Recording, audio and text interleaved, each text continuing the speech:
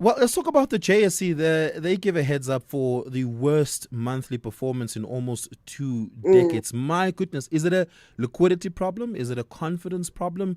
Or is there something else at play on those markets? It really is a confidence problem, a sentiment problem. We're seeing a rotation out of the miners, out of precious metals as gold and platinum prices ease on the back of what's playing out on a macro level, the geopolitical issues out in the Middle East, and local markets, of course, taking strain with the JSE heading for its worst month in nearly 20 years, a mix of plunging metal prices as well as geopolitical turmoil shaking investor confidence. The all share index is down 13%. My goodness, 13% this month, erasing the gains from a record breaking rally that lasted 12 months. Mining, normally the backbone of the market, has taken the brunt, as I mentioned there, falling 27% as precious metals ease. But the pain isn't limited to miners. Retailers, banks, construction, and materials have all fallen more than 10%. Investors are reacting to higher oil prices and the risk of inflation, which could push interest rates higher and slow economic growth. Some analysts are buying opportunities, pointing to the JSC's liquidity and depth, but have also warned that if the Iran conflict drags on, SA equities could remain under pressure for the coming months. When last have we had an IPO on on the JSE? We actually had one last year, around November. Optasia, what we were talking about yesterday. Oh yes, that's correct. Yeah, There used to be a time where we would have one every month. A I quarter know, wouldn't I pass know. without one, right? And that showed the strength and resilience and attractiveness of the JSE as an exchange. But now we come to one, two, But three in a let's be year, and honest. Generally, IPOs have slowed down globally, so it's not fair, just the J. fair. Yeah. That's true. What do those market indicators look like? How did the markets close yesterday? Reflecting on how markets closed, stateside trade was mixed as investors try to make sense of conflicting reports out of the US and Iran. The Nasdaq taking strain there, down over 0.75%. Similar from the local bourse, with trade choppy, but the all share managing to eke out some gains by the close, up a third of a percent. The rand slightly on the back foot this morning on dollar strength. The greenback really reclaiming its safe haven status amid the war, and that weighing on the local unit. It's sitting at 17.17 to the greenback, 22.67 to the pound, and 19.70 to the euro. Then over in commodities, oil easing this morning, trading at $107 a barrel on reports that President Trump, another report that is, that he's willing to end the war in Iran. That positivity not necessarily filtering through to Asian stocks this morning, with markets there in negative territory. And that report is fascinating because it says he's willing to end the war without necessarily demanding that the Strait of Hormuz be opened up. That's a concession of defeat if you've ever seen one. And darling, thank you so much for that. Really appreciate it. Speak to you in the next hour. It's just about 20 minutes before the top of the hour. Africa Update on SAFM. And of course, we jump into the Africa update this morning. Advocate Sipho Mantula is with us. We start off, Advocate Mantula, this morning in Abuja, where the African Continental Free Trade, which is housed there, it has a 2026 fest which unites Africa's youth, innovation and culture in Nigeria. I'm excited to see this because the uptake of Africa Free Trade area opportunities have been few and far between, especially amongst the youth. Absolutely, Oliver. Jumbo Africa to the listeners. Oliver, this is a 3-day Pan-African celebration that started yesterday, bringing what we call vibrant cultures, bold innovators, and sporting legends under one roof in Abuja. What is interesting in this festival, Oliver, you have business, innovation, and culture and sports under one circle, engaging on how they can turn a viable business. What the project leader from this project said, he said, there's a lot of youth with brilliant, innovative ideas, but there is no structural framework to bring them to life. And that's why you will be having a pitching of even competition in Abuja University during this week, where the youth will be bringing their project and see how they can commercialize it, because that is the language that is being said by the youth. But let's look at 54 distinct markets, Oliver. What can the 54 member states of the African Union and South Africa be having ratified the Africa Continental Free Trade? How does it benefit our young people in every corner, Oliver? And that's how this meeting is very important. I will call it economic and cultural diplomacy converging in terms of bringing Africa out of poverty and driving Africa towards accountability and success. Yeah. Important electoral reforms are taking place in Lesotho?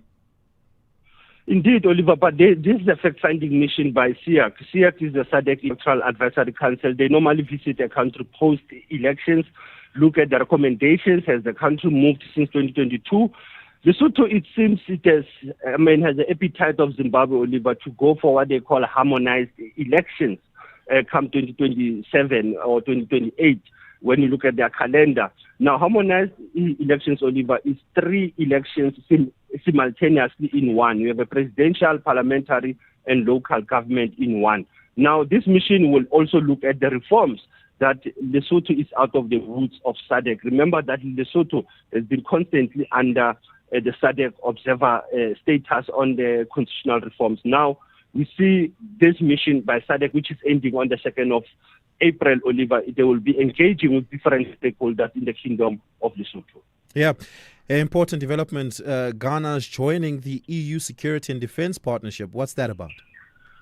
Is it not striking, Oliver? Ghana pushed the voting at the UN on slavery, but now they turn their back again, saying they become the first African country to sign a defense pact with EU on issues of counterterrorism, cybersecurity, and regional stability. Where does Ghana sit, Oliver? It sits next to the Sahel region. The EU member states have been pushed out of the Sahel.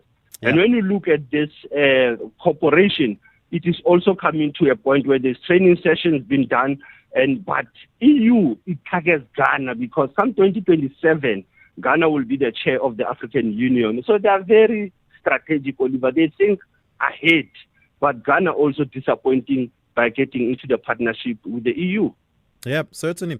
And in our historical archives, it was today in 1993 when former and late apartheid president F.W. de Klerk warned and accused the then Transkei General Bantu Olomisa of aiding the activities of the PAC of Azania military wing APLA. Oliver, you'll recall 33 years, as we are ending the Human Rights Month here, it is very important that you'll recall the Goldstone Commission that pointed out that the then Transkei Bantustan was aiding and supporting the APLA activities where there was a high command which was based in Umtata. And that's where the then government had to take 1,000 soldiers to be looking and monitoring those APLA cadres who were moving between Umtata and different towns in South Africa during that time. It was a hitting time, Oliver, as today we are still in the Human Rights Month. Tomorrow we'll be starting on the Freedom Month, Oliver. I know it is a holiday week, but we'll be focusing on the Freedom Month. We'll be focusing on Rwanda genocide. There'll be more that we'll be looking at, Oliver, during the month of April. Asante sana, Oliver. Thank you very much. Really do appreciate that. Yep, really appreciate it. Advocate Sipho Mantula giving us the Africa update there. Bumped into General Bantu Olomisa recently at Live Golf. He looks in great shape, having a good time there as per usual. It's just about 15 minutes to the top of the hour. Have you discovered the TV license WhatsApp yet?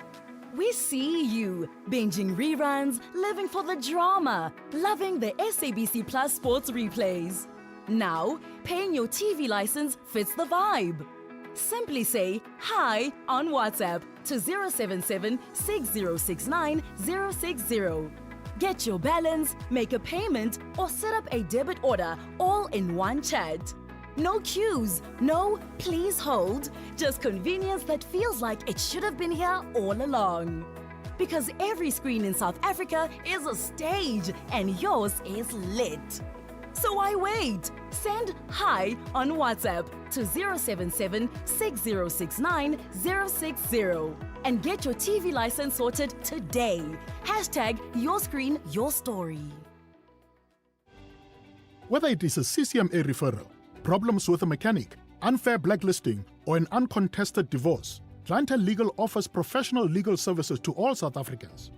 Our plans are affordable, and you receive up to 745,000 rand worth of legal services per year. We cover civil, criminal, and labor-related matters. Our nationwide legal teams are standing by to support you 24 hours a day. Plus, all plans include a 5,000 rand bail benefit. Join today. SMS SAFM to 32195. That's SAFM to 32195. Clientele General is an authorized FSP and licensed non-life insurer. T's and C's online. Standard rates apply. Big stories of the day. Hashtag the morning brief. School holidays are absolutely the worst for two reasons. One, you realize just how much your kids actually eat because they spend all their time with you.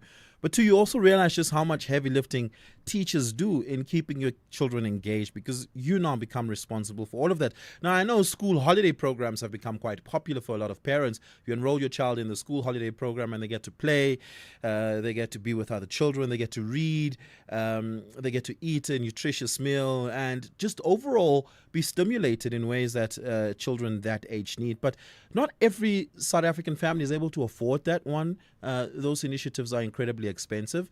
And, you know, given the cost of fuel, you might be reluctant to send your children far off to their families and to at least to send them off to grandparents somewhere far off in the country. In a very short while, we're going to be speaking to Mari Payne, the Deputy Director of the Sesame Workshop International South Africa, on what it is that you can do. But right now, let's talk about what's happening at the tolls. Traffic volumes are picking up over there as holidaymakers are traveling to various parts of the country on the N3 and the N1, seeing the bulk of that congestion. We speak to Tanya Dugra, who's the spokesperson for the N3 toll concession. Tanya, good morning. Thank you so much for your time. Really do appreciate it.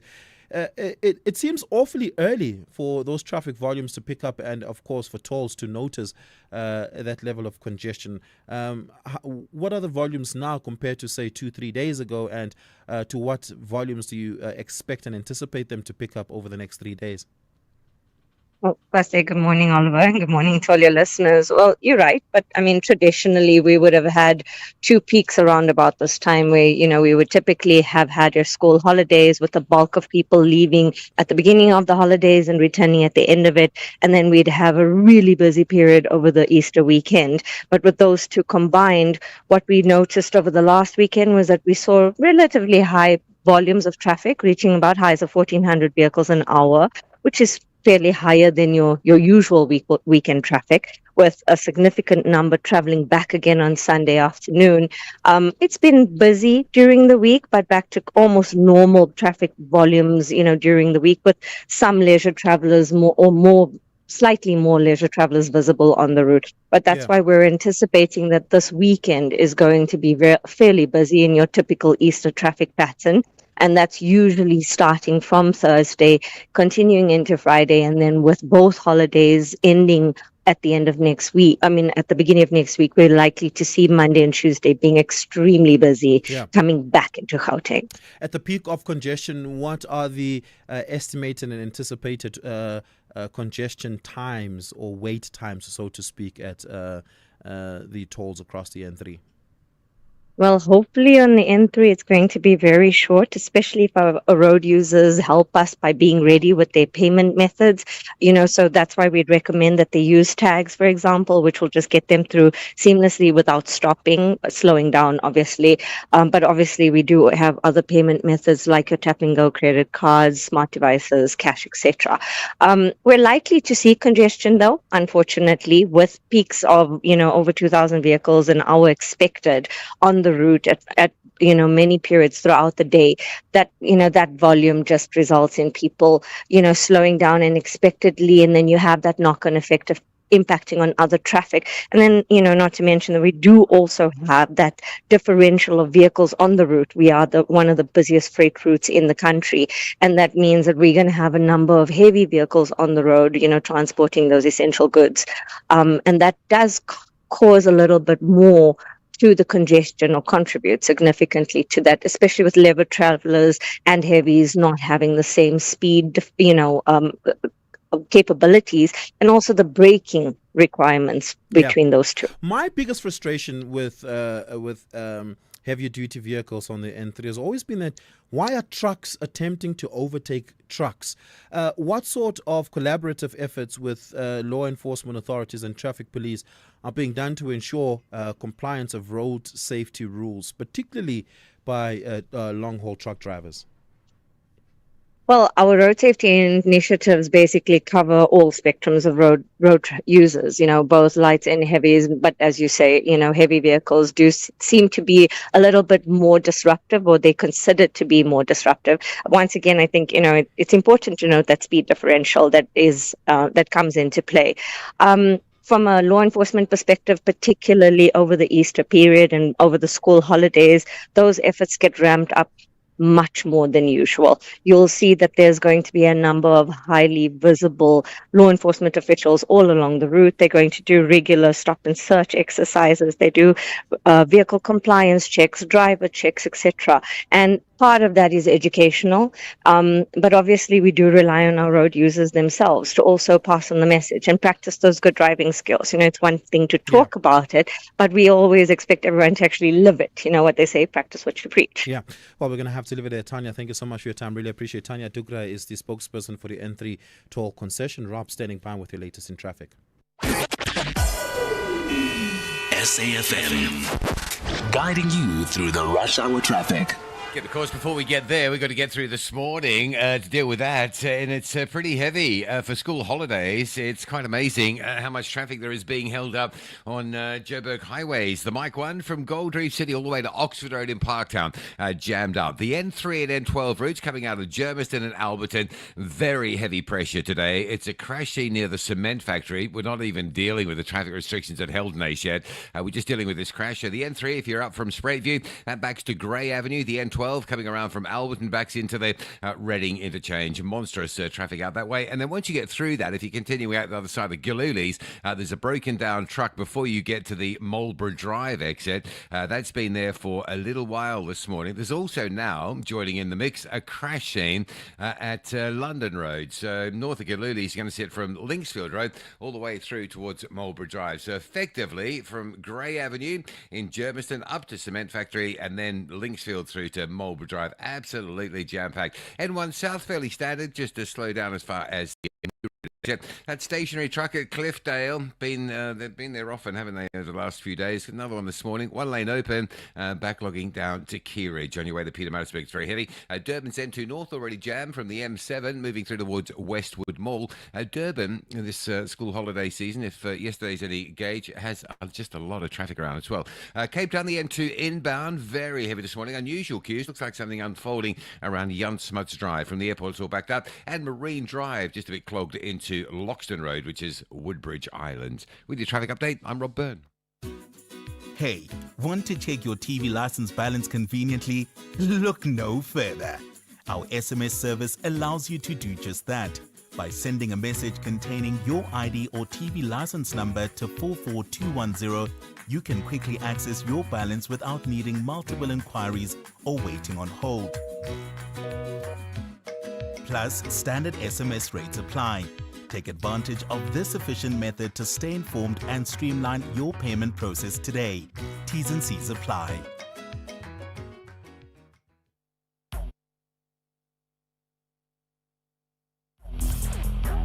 Conversations that you connect with and react to. SAFM. 6 minutes to the top of the hour. Thank you so much for being with us. Really do appreciate it. How do you keep your kids busy during the school holidays? When I was a child in school, I was very fortunate enough that the local library not too far from, actually a town away from where I grew up in Randfontein, the local library in Krugersdorp used to have a school holiday program where I would go spend 7-8 hours a day in the school holidays there, playing a big pit of Lego.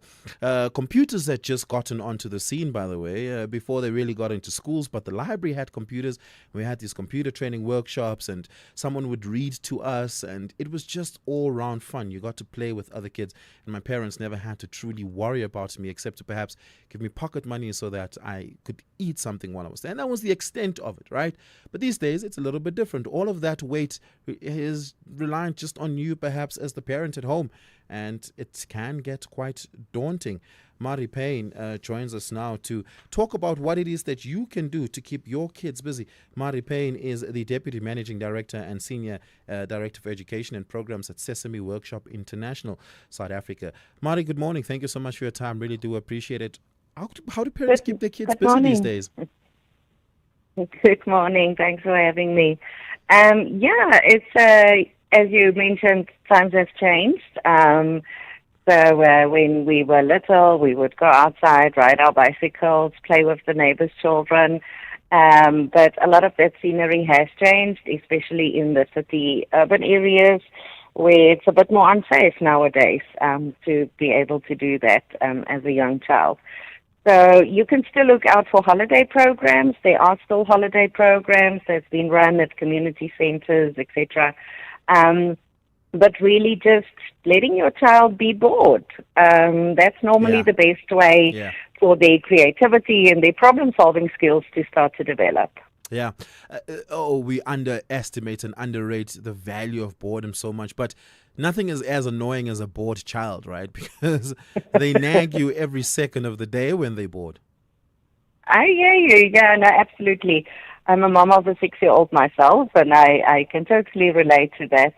It's not easy to keep them busy, but really just going back to the basics, I would say. So indoor play, let them build a fort, take the blankets, turn around the couches, let them be messy. Your house is not going to be clean and organized this holiday, but let them just, explore and play with old boxes or whatever you have at home.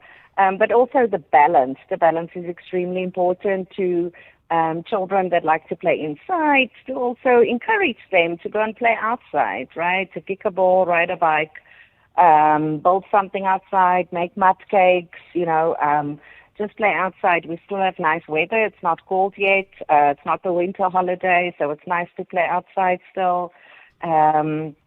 And really just encourage them to keep themselves busy and think of other ideas and other ways of doing things and going back to basics. Yeah. Importantly, keeping positive habits alive, such as reading, for instance, and ensuring that they don't stop doing that during school holidays, particularly if they're not fans of reading, but also making sure that bad habits don't creep in, like the overextension of screen times and falling out of sleeping routines. What tips do you have for parents regarding that? Absolutely. That is extremely important, especially the younger the child, the more important that this is. Young children thrive on structure and routine. So do stick to your normal routine. If you got up at 6 o'clock, they had breakfast, they got on with their day. At night time, once you're done cooking or cleaning or feeding them, go to take off, do reading, go to bed, try to stick to more or less the same times. I know in holidays it's a bit difficult and we want them to stay up a bit later, etc. But especially with very young children, it's extremely important to keep that structure because that is what makes them feel safe. And that is how their brains are wired to stay within that routine. So very important to try and stick to that. Try not to give them too much sugar. Try to stick to their normal diet. And yes, do avoid excessive screen time. So allow them X number of minutes a day to watch something, or after they've played outside for 2 hours or something, their reward is to watch a little story, for a short period of time. So you could also put in reward structures to make sure they don't spend too much time in front of the screen. Yeah, you encouraged boredom earlier, but no one eats as much as a child that is bored, and we're talking here about high fructose and sugar content food, and that too can be a little bit of a worry. What's your thinking there? Absolutely. So boredom is very underrated, and yes, we as parents do give in too quickly. So when a child is bored and they keep on nagging, and then you try to save them and you try to step in, and give them something to do or make suggestions on what they can do. And if you just stick it out a little while, I know it's not easy, but maybe you can start to practice this holiday. If you stick it out for a little while and you let them get to a point where they are so bored and you're not responding in a way that solves the problem for them, they would find something to do. Believe me, if you leave them for long enough, they will find something.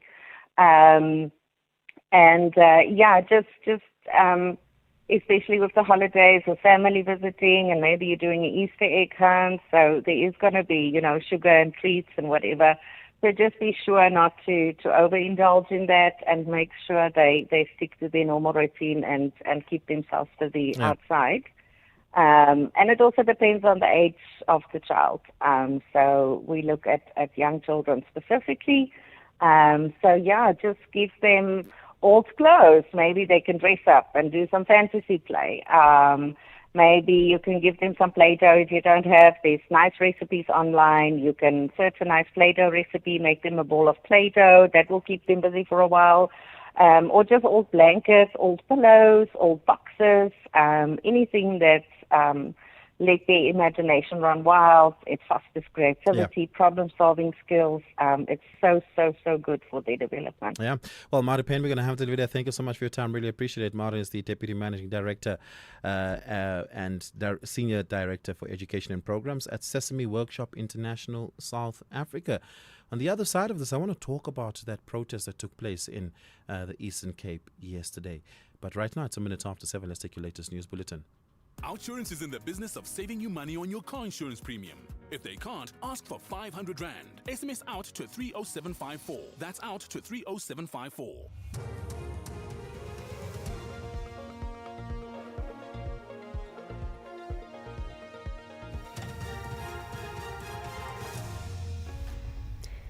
In our top stories, court bid to overturn Masuku's election dismissed and 5 suspected drug mules to appear in court. Good morning. An urgent court application to overturn Johannesburg ANC councillor Luiso Masuku's election as regional chairperson has been dismissed for lack of urgency. The High Court in Johannesburg found the applicant Stanley Tshegetseng has not exhausted internal ANC mechanisms. He is the special advisor to the current Johannesburg Mayor, Dada Morero. Masuku defeated Morero to become ANC Johannesburg regional chairperson at an ANC elective conference in December last year. However, this led to claims of fraud and manipulation of votes. 5 South African women arrested for alleged possession of drugs worth over 5 million rand at Johannesburg's OR Tambo International Airport are expected to appear in the Kempton Park Magistrates Court in Ekurhuleni this morning. The drugs were found concealed inside the women's sneakers, underwear and private parts. National Police spokesperson Amanda van Wyk. The South African Police Service, working closely with Airports Company South Africa, arrested 5 South African female drug mules on Saturday, the 28th of March. A preliminary report suggests that the suspects were en route to China via Dubai. The suspects are expected to appear before the Kempton Park Magistrates Court on Tuesday, the 31st of March, on charges related to drug trafficking. The newly appointed Free State Provincial Commissioner Tabang Lisia has promised to work with all role players to get crime levels in the province under control. Accepting his new rank and position from the National Police Commissioner and the Premier, Lisia said he remained a servant of the people of the Free State. He promised decisive leadership and accountability. Part of my priorities. Firstly, our communities are troubled with drugs. That is one of my first priority, to ensure that we double our efforts to fight crimes and to fight drugs and drug peddling in the Free State. And secondly, I will ensure that the police conduct in the Free State is upheld so that we deliver a professional service with integrity. Secondly, the fight against gender-based violence, that we double our efforts to ensure that we fight gender-based violence. The South African Union of Students has expressed outrage over the Auditor General's report for the 2024-2025 financial year, which has exposed a series of critical administrative and financial failings within the National Student Financial Aid Scheme. The audit identified 822 students who were recorded as deceased on the Home Affairs database, but continued to receive NSFAS funding. It also identified over 14,000 students who were being funded despite their household income exceeding the NSFAS threshold. Union spokesperson Tato Masekwa says the report underscores an immediate need for robust reforms within NSFAS. The Auditor General's report. This raises a serious concern and a serious outrage from our side because you find a lot of students who are deserving. They are excluded, they are defunded, left with prolonged uncertainty regarding their funding, and that on its own creates a serious problem in as far as NSFAS is concerned. So look, the biggest problem that we have is the mere fact that the student who passes on continue to receive funding, while that funding could be redirected to assist another student who's equally deserving. The Gauteng Department of Education has pushed back against claims that schools were left to shoulder electricity debt, saying funds were already allocated to settle municipal accounts. The department says several schools received payments as far back as November last year, but failed to use the money for the intended purpose. This comes amid growing concern over electricity cuts disrupting teaching and learning in parts of Gauteng. The department spokesperson, Steve Mabona, says they will negotiate with municipalities not to cut services at schools. The department is currently facilitating a process to allocate for 2026-2027 financial year, make sure that all schools receive their allocations on or before the 15th of May 2026.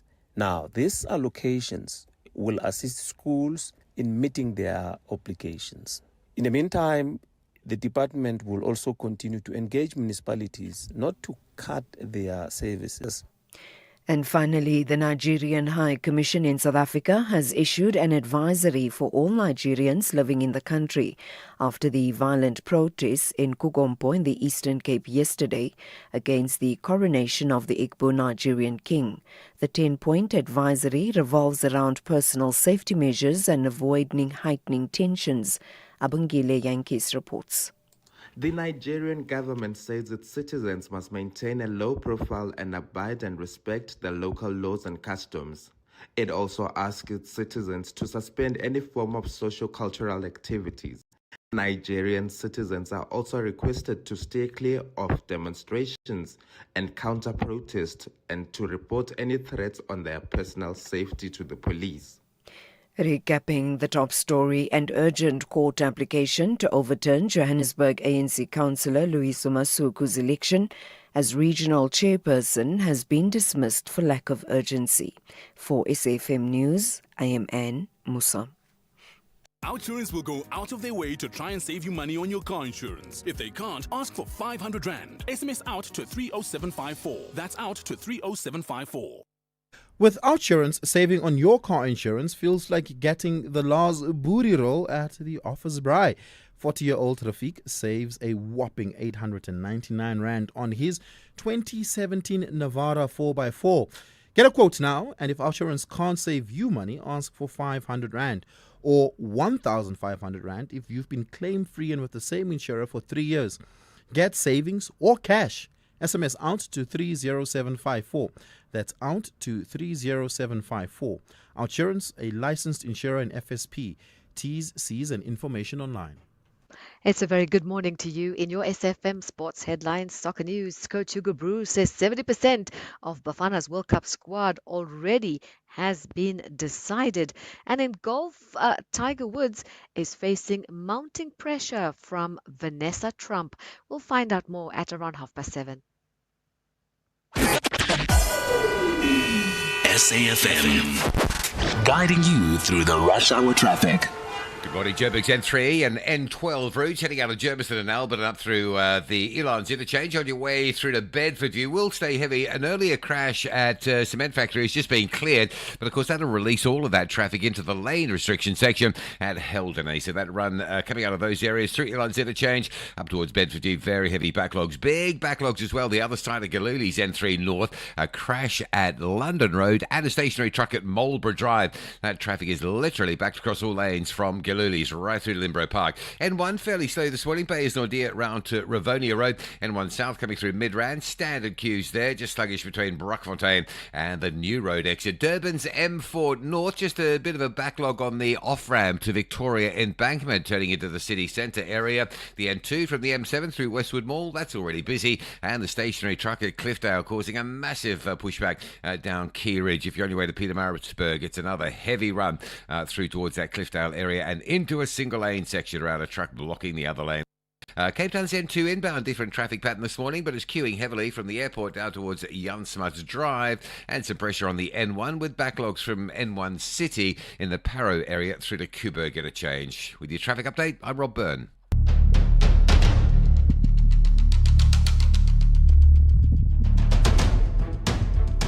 The Morning Brief, Monday to Friday, 6 to 9 a.m.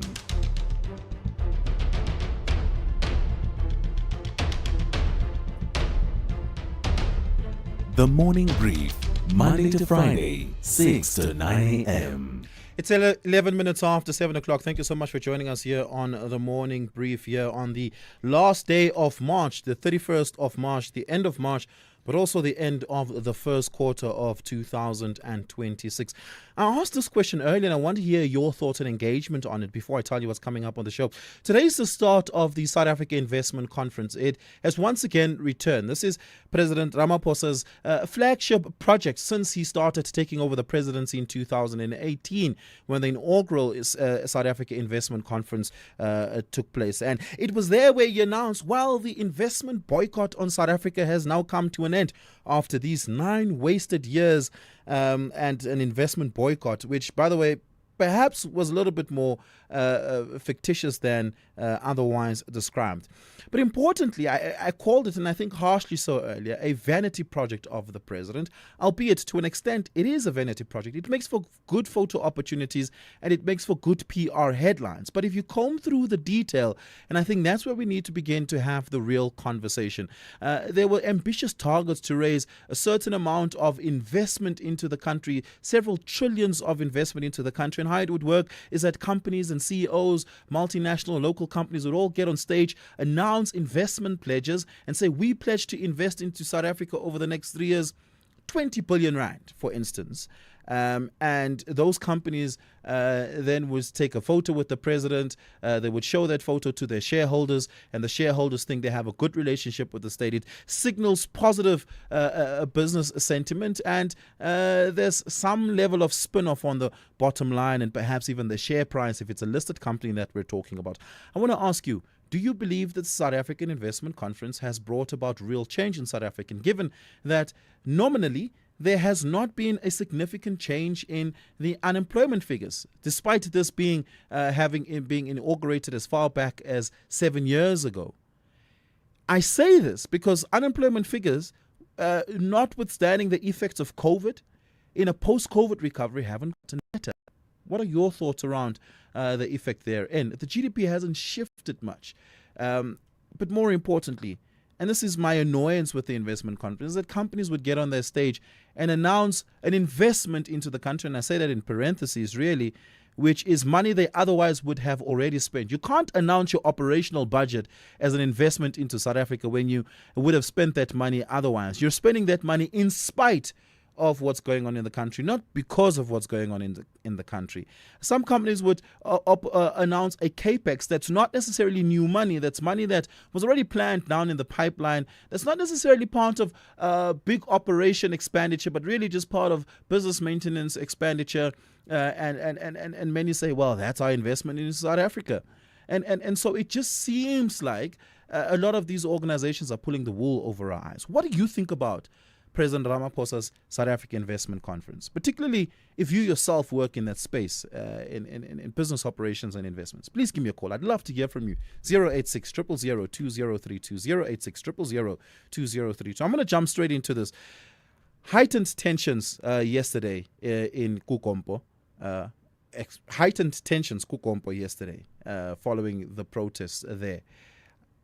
It seems to me like a curious case of broken telephone. Was there supposed to be a coronation of a king, or was there not? Who is this guy? Is he a community leader, as have been described yesterday by a number of his compatriots, or is he some sort of traditional leader? Does this fall outside of the norms and standards of the traditional houses in South Africa and the regulations there too? We'll get into the details of that on the other side of this break. SABC2 is bringing the heat. New shows, new faces, and stories that hit home like the one I'm in. It's called Pinball, and that's where you can catch me, Clementine Musimane, Monday to Friday at 9 p.m. Live in every bit, the pulse of SA. Color Your Plate enters a new phase this Sunday evening at 7 as the winning contestants from the first 6 episodes now return as duos for the very first time, cooking side by side with their stirrings. Their challenge to create a dish that combines and celebrates their heritage and to prove they can work together under pressure. Which duo will stand out and show they have what it takes to go all the way? Find out on Color Your Plate, Sundays at 7, repeat Saturdays at 4:30 p.m. only on SABC2.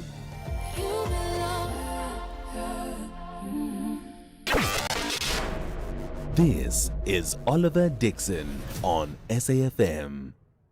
16 minutes after 7 o'clock. Good morning. Thank you so much for being with us. This morning, just after 5 o'clock, Elvis Preslin spoke to the Deputy Minister of Cooperative Governance and Traditional Affairs, Deputy Minister Zolile Burns-Nxumashe, who received a memorandum from protesters, and this protest unfortunately turned violent.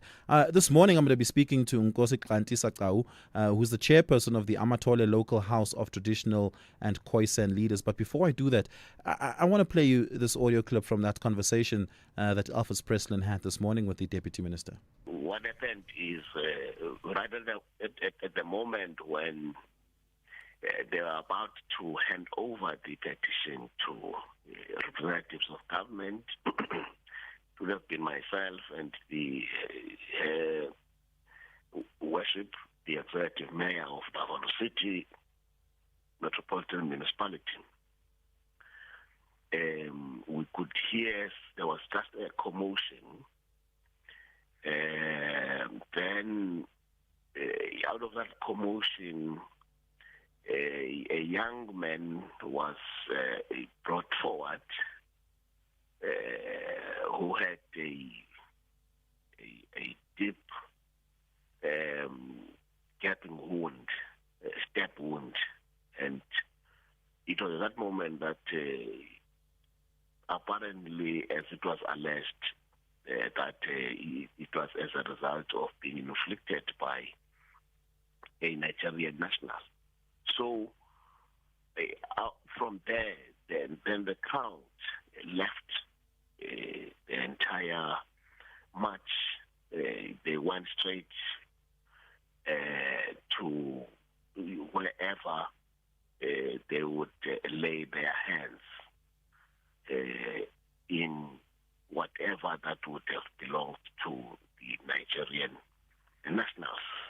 So we learned later, as we were still waiting, that what actually happened was that some vehicles were set alight and so on. So I think that could have been avoided if from where I am sitting, especially if we respect the laws of the country, we respect the sovereignty of the country, we respect the constitution of the country.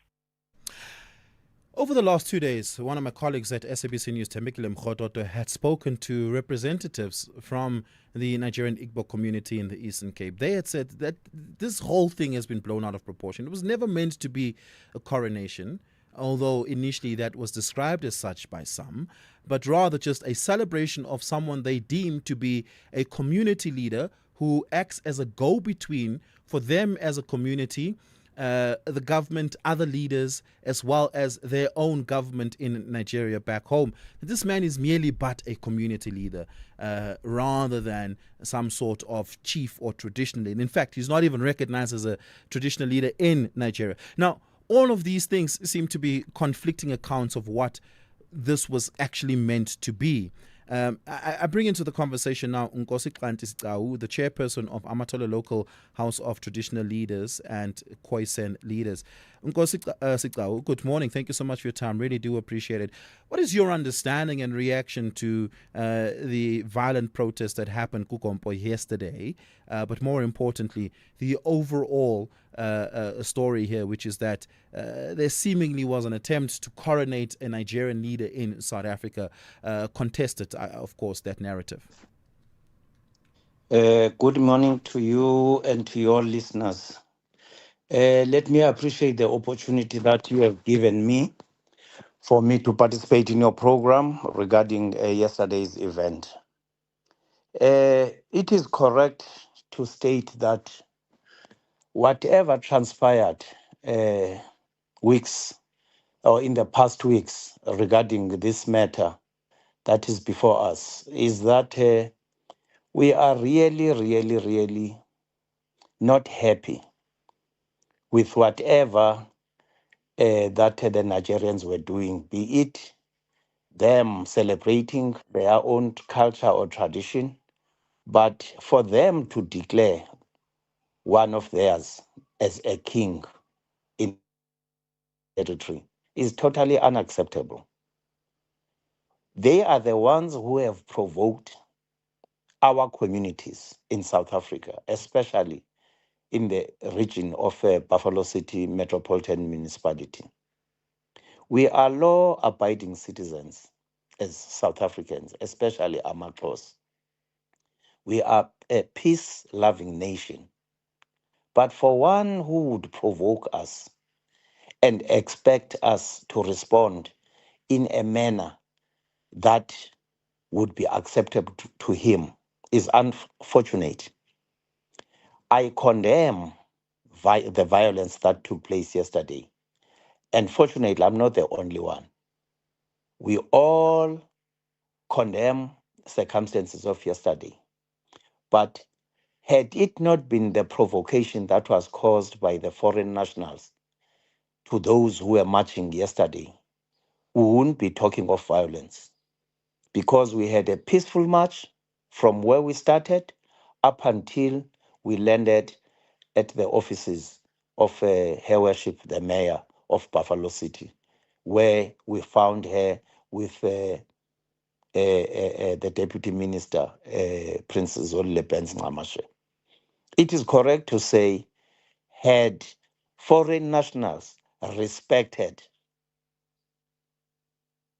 the South Africans who were in march, we wouldn't be where we are today talking of violence. But I must indicate that our march really gave us what we were intending to get, or the outcome of what we had in our mind, in our minds, was actually achieved.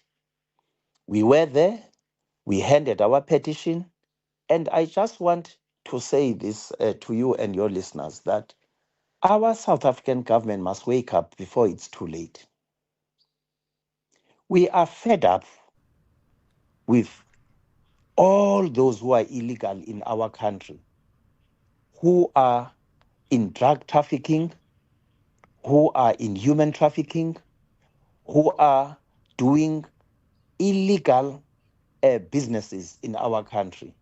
We are saying and appealing to the South African authorities that whoever is here illegally, be it a businessman, be it a citizen of another country, but whoever that is here illegally must leave this country with immediate effect before we take law into our own hands. We've been saying this since 1994. And for us to be said to be law-abiding citizens, must not be construed to mean that we are fools or we can't distinguish between the right and the wrong. It is now time for our government to really take cognizance that this country is being enjoyed by foreign nationals. Our freedom is being enjoyed by foreign nationals more than the South Africans who belong in this country. Well, I mean, there's a number of things there that a lot of people will disagree with in terms of your framing, but we're going to have to leave it there. Unfortunately, that's all we have time for. Nkosi Klanti Sikau, who's the chairperson of the Amatole Local House of Traditional and Khoisan Leaders. Thank you so much for joining us on that. Stay on top of all meaningful, top trending stories right here on SAFM. Leading the conversation. There are governance and administrative nightmares taking place at the National Student Financial Aid Scheme, NSFAS, which includes forensics investigations, prosecutions for fraud, and a full system overhaul, which is called for by proponents of some reform at the National Student Financial Aid Scheme. There's been damning audit findings that exposed these widespread financial mismanagement and, importantly, failures that undermined the mandate of the organization. And the Higher Education Minister, Phuthi Manamela, is now under growing pressure to act on this. The chairperson of Parliament's Portfolio Committee on Higher Education, Tebogo Letsi, joins us now on this. Tebogo, good morning. Thank you so much for your time. Appreciate it. What is your appreciation of the true set of facts about the mismanagement of NSFAS? And do you receive the minister as being reluctant to act on that? Good morning, Oliver, to yourself. Good morning to listeners of SAFM, and I hope my network is... We can hear you loud and clear. Oh, seems like we appreciate... Sure. There we go. Yeah, go for it. Yeah, we appreciate the Auditor General honesty, the Auditor General's efficiency in being able to uncover these things. In fact, last week, Wednesday, before the release of this 2024-2025 financial year audit report of NSFAS, which is late, we had a meeting with NSFAS, and then we have also indicated to the department that they must do a forensic, this was before this report was out, to do a forensic investigation on student accommodation, because Outer did a mini investigation where they indicated that at NSFAS, using the solution providers, they were paying for beds that do not exist. So we then said, no, go and do a full investigation on this thing, give it time frames and come back to us. And we are happy, want to indicate that we are happy that the minister has said that NSFAS board must institute their own internal investigation, working together with the SIU, because this report of NSFAS is very bad. It says, amongst other things, that NSFAS has been, you remember last year, there were over 10,000 people or students who could not be funded. And NSFAS, had a shortfall of 13 billion rands. Now you see why there was a 13 billion rands deficit. Yeah, Honorable, I get your framing of what the issues are, and I don't think anyone is unfamiliar with it. But as an oversight body, part of your role is to ensure that there's action towards all of this, particularly from the political head there, which is the Minister of Higher Education. Do you think that the Minister of Higher Education, Phuthi Manamela, has been reluctant to act on some of what are incredibly important reformations to the organization? No, not necessarily. You remember that the minister was appointed in July. This is his first audit that he gets from NSFAS or from AG about NSFAS. So he has not been, reluctant, because we don't have the data that supports that. What we have now is him saying there must be these investigations which we fully welcome. We just, when we hold them accountable, him, his deputy ministers, and the department, we want to see the time frame that you will give to them, how efficient will that, forensic be, and we'll hold them accountable together with NSFAS, because, my brother, it's sad what's happening here.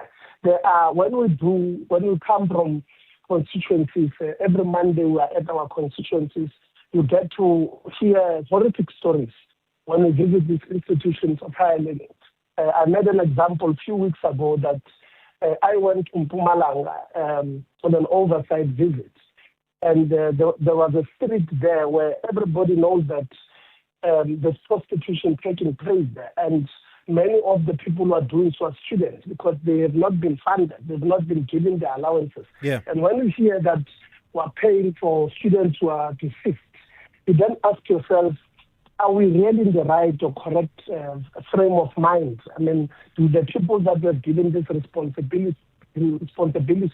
responsibilities to, do they understand the magnitude of them not doing their job? So it's we will hold them accountable, but I think it will not be fair to suggest that the minister has been reluctant, because this is literally his first audit as a minister. Yeah, well, we're going to have to leave it there. Deborah Letsi, the chairperson to the Portfolio Committee on Higher Education, thank you so much for joining us. It's a minute after 7:30. Let's take your latest headlines. Good morning, I'm Anne Musa. In the headlines, the National Defence Force is expected to be deployed across parts of the Western Cape from the 1st of April. President Cyril Ramaphosa, during his State of the Nation address, announced the deployment of the SANDF to gang hotspots across the country. An urgent court application to overturn Johannesburg ANC councillor Loyiso Masuku's election as regional chairperson has been dismissed for lack of urgency. Masuku defeated Dada Morero to become ANC Johannesburg regional chairperson at an ANC elective conference in December last year.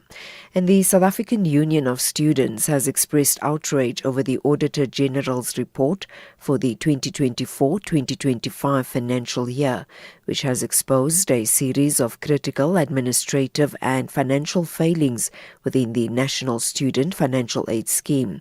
The audit identified 822 students who were recorded as deceased on the Home Affairs database but continued to receive NSFAS funding.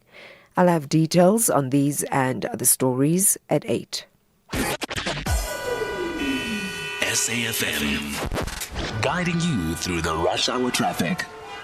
Good morning. There's still a lot of pressure on Joburg's N3 route. This is the eastern side of Joburg. Earlier crash this morning near the cement factory is what backed up both the N12 and N3 routes coming out of Germiston and Alberton. That scene was cleared. There's another one that's happened there as well. So those highways remain heavy. The N3 is back at Grey Avenue. The N12 back around Reading Interchange. Further up, a stationary truck and a crash in front of Alex. So that's between sort of London Road and Marlborough Drive. So once you get out of that Germiston N3 pressure, you get up into Galulis, and it's heavy all the way through to Limbro Park. Also a crash on the Mike 1 going north near Corlett Drive this morning, so heavy pressure from Boysons all the way through, very slow on that run through towards Central Sandton.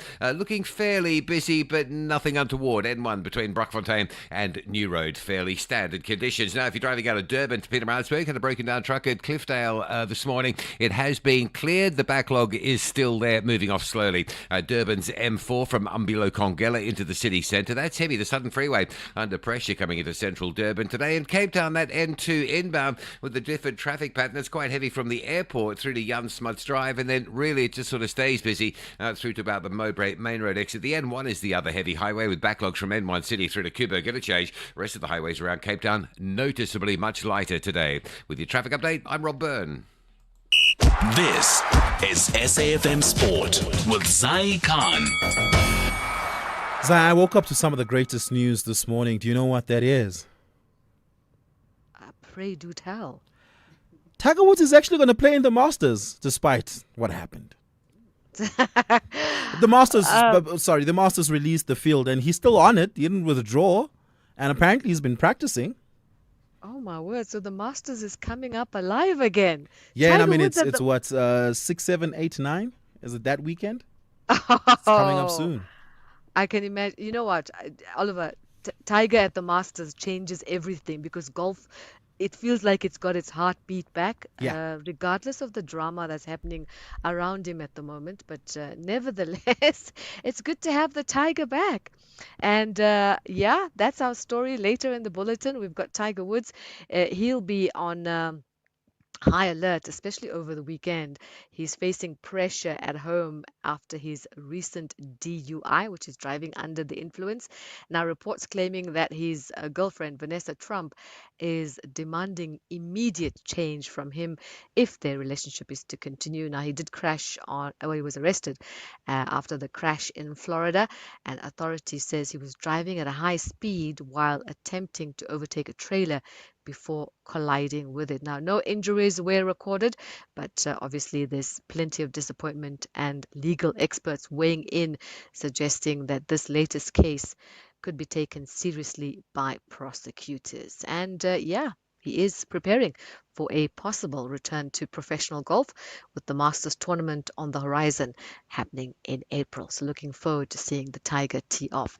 In the meantime, Bafana coach Hugo Broos was saying that around 70% of his FIFA World Cup squad is already finalized.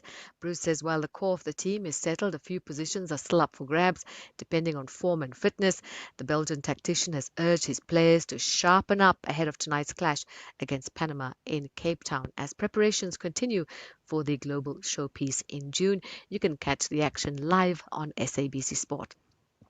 More soccer, Mamelodi Sundowns will face Tunisian giants Esperance Sportive de Tunis in the semi-final of their CAF Champions League. Sundowns book their place in a fourth successive semi-final after advancing 3-2 on aggregate despite losing the second leg away to Stade Malien. The two-legged semi-final will be played in April. Onto the English Premier League, Liverpool are facing a major rebuild as Egyptian star Mohamed Salah is set to leave the club at the end of the season. Now, he scored 255 goals in 435 appearances. He's been consistent in terms of goals and reliability for Liverpool over the past decade. So his departure leaving a significant gap. And finally, South Africa's relay teams are in a race against time to secure qualification for the World Athletics Relay in Gaborone. The mixed 4x100-meter team has provisionally qualified after finishing third at the Lefika Relays, but must hold their ranking before the deadline. Meanwhile, the women's team missed out despite winning their race with only 24 places available. That's your sport. Check back for more on the Morning Brief. I'm Zai Khan. The Business Update on SAFM. Well, it's 23 minutes to the top of the hour, and Ndaleng is back with the business update once again this morning. Ndaleng, First Rand and Investec gain clarity on UK car loan payouts. What's that about? So South African banks with, exposure to the UK vehicle market are beginning to see some relief after years of uncertainty surrounding the UK loan scandal. Between 2007 and 2024, many British car dealers inflated interest rates on hire purchase and PCP agreements to boost hidden commissions, often without customers' knowledge. The Financial Conduct Authority confirmed that this created an unfair relationship, resulting in millions of drivers overpaying. And in response to that, a redress scheme with about £8.2 billion was set up, with payouts averaging £829 per agreement. An official claims process is expected to begin this year. For lenders like First Rand and Investec, the scandal made setting aside billions in provisions. In particular, First Rand set aside 6.2 billion rands, and Investec set aside 678 million rands. Now, the recent FCA clarifications have tightened eligibility rules, lowering the overall cost and giving banks clearer visibility on their potential liabilities. While redress payouts still tie up capital, these updates somewhat ease pressure and allow the lenders to plan more effectively for lending and growth moving forward. Yeah, and of course, First Rand had appointed a new CEO to the retail business not too long ago, to FNB. Shout out to Latanya Johnson as the new CEO of First Rand's retail business. Let's talk about H&M. They're closing down low-performing stores to target growth in new markets. I blame you, darling. What? You and the rest of your youth. Why are you guys not buying clothes from H&M? Have you seen how much H&M clothes are? They actually are reasonably priced. They're maybe perhaps. So many things are going up, and you want me to buy clothes at H&M? H&M is, I would say, not too much more expensive than, say, Mr. Price, if you compare like for like terms, although they offer what I would say is a better quality product. No, Oliver.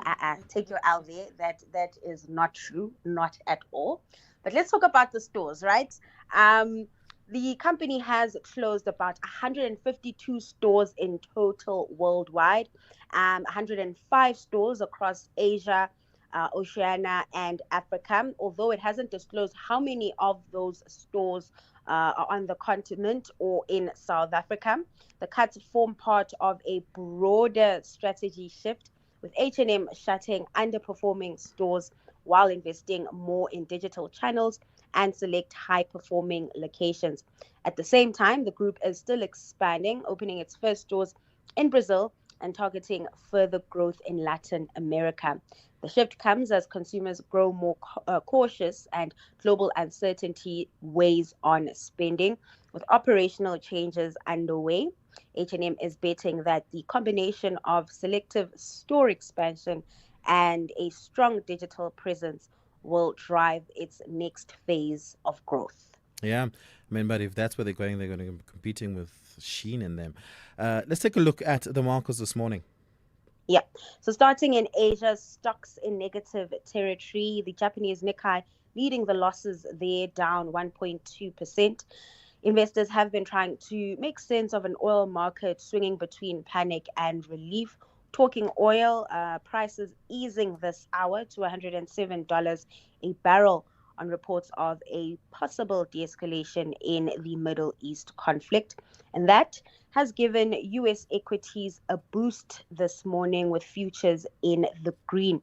Back home, trade's been choppy, markets closing mixed overnight, with the all-share, though, managing to eke out gains up 0.3%.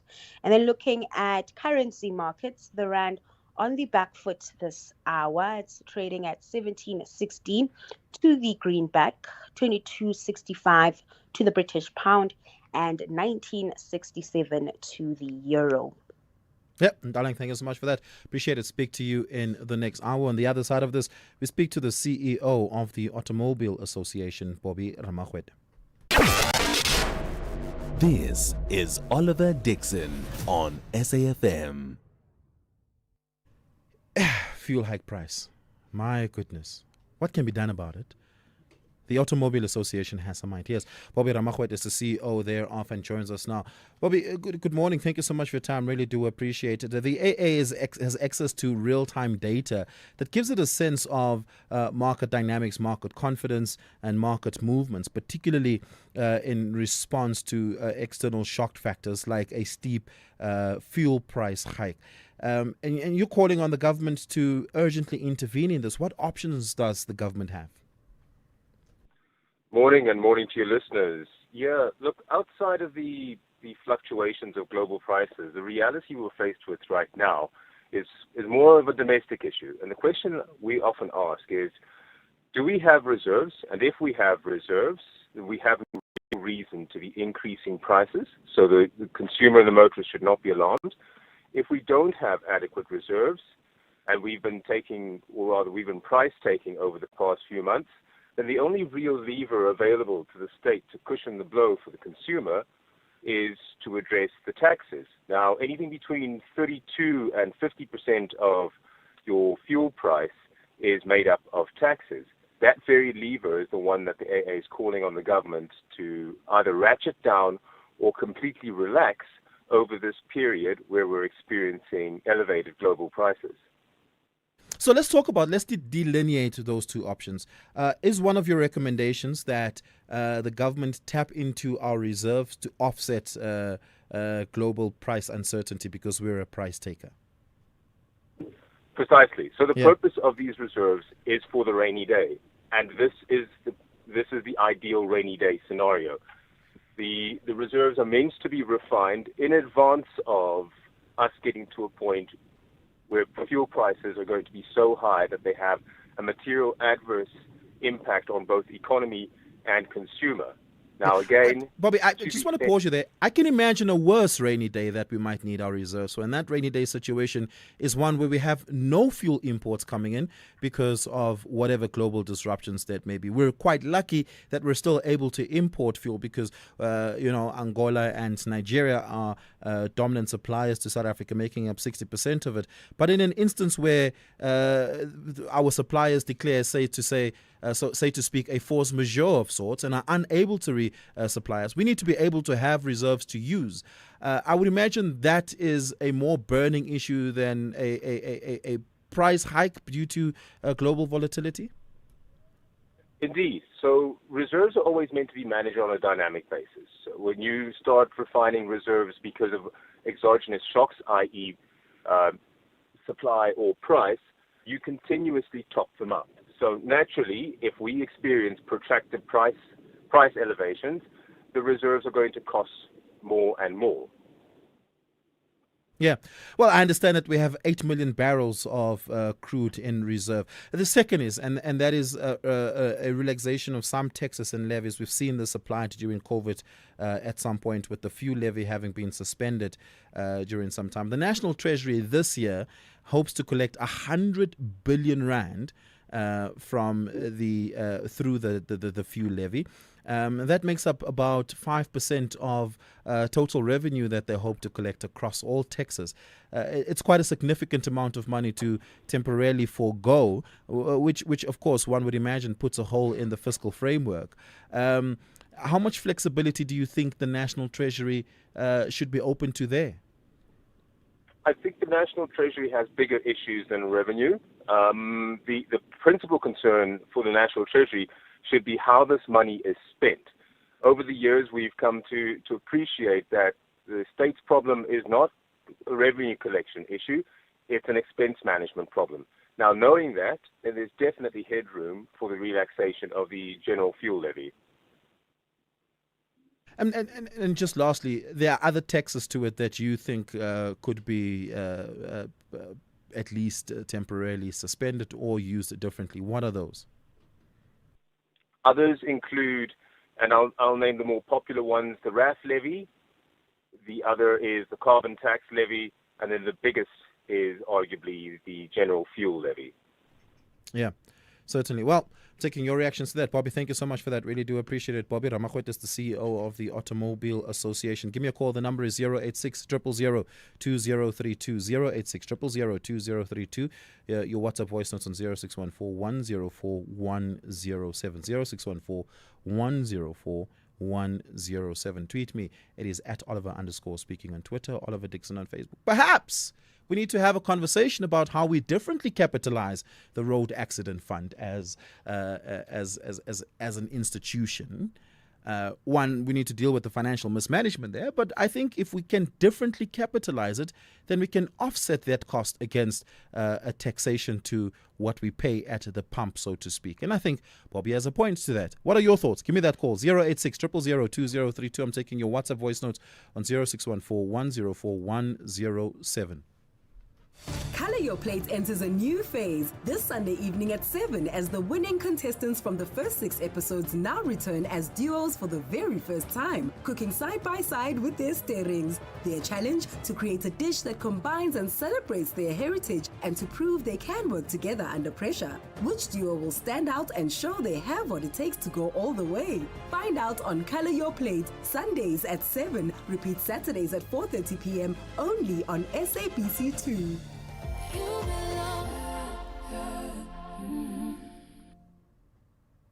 Innovation does not end with the close of the SA Innovation Week. The week marked the beginning of a deep collaboration, continued investment and sustained support for innovators throughout South Africa. SA Innovation Week was not just about dialogue, it was about commitments, partnerships and actionable outcomes that will continue beyond the event. Brought to you by the Technology Innovation Agency, an entity of the Department of Science, Technology and Innovation. SAFM, guiding you through the rush hour traffic.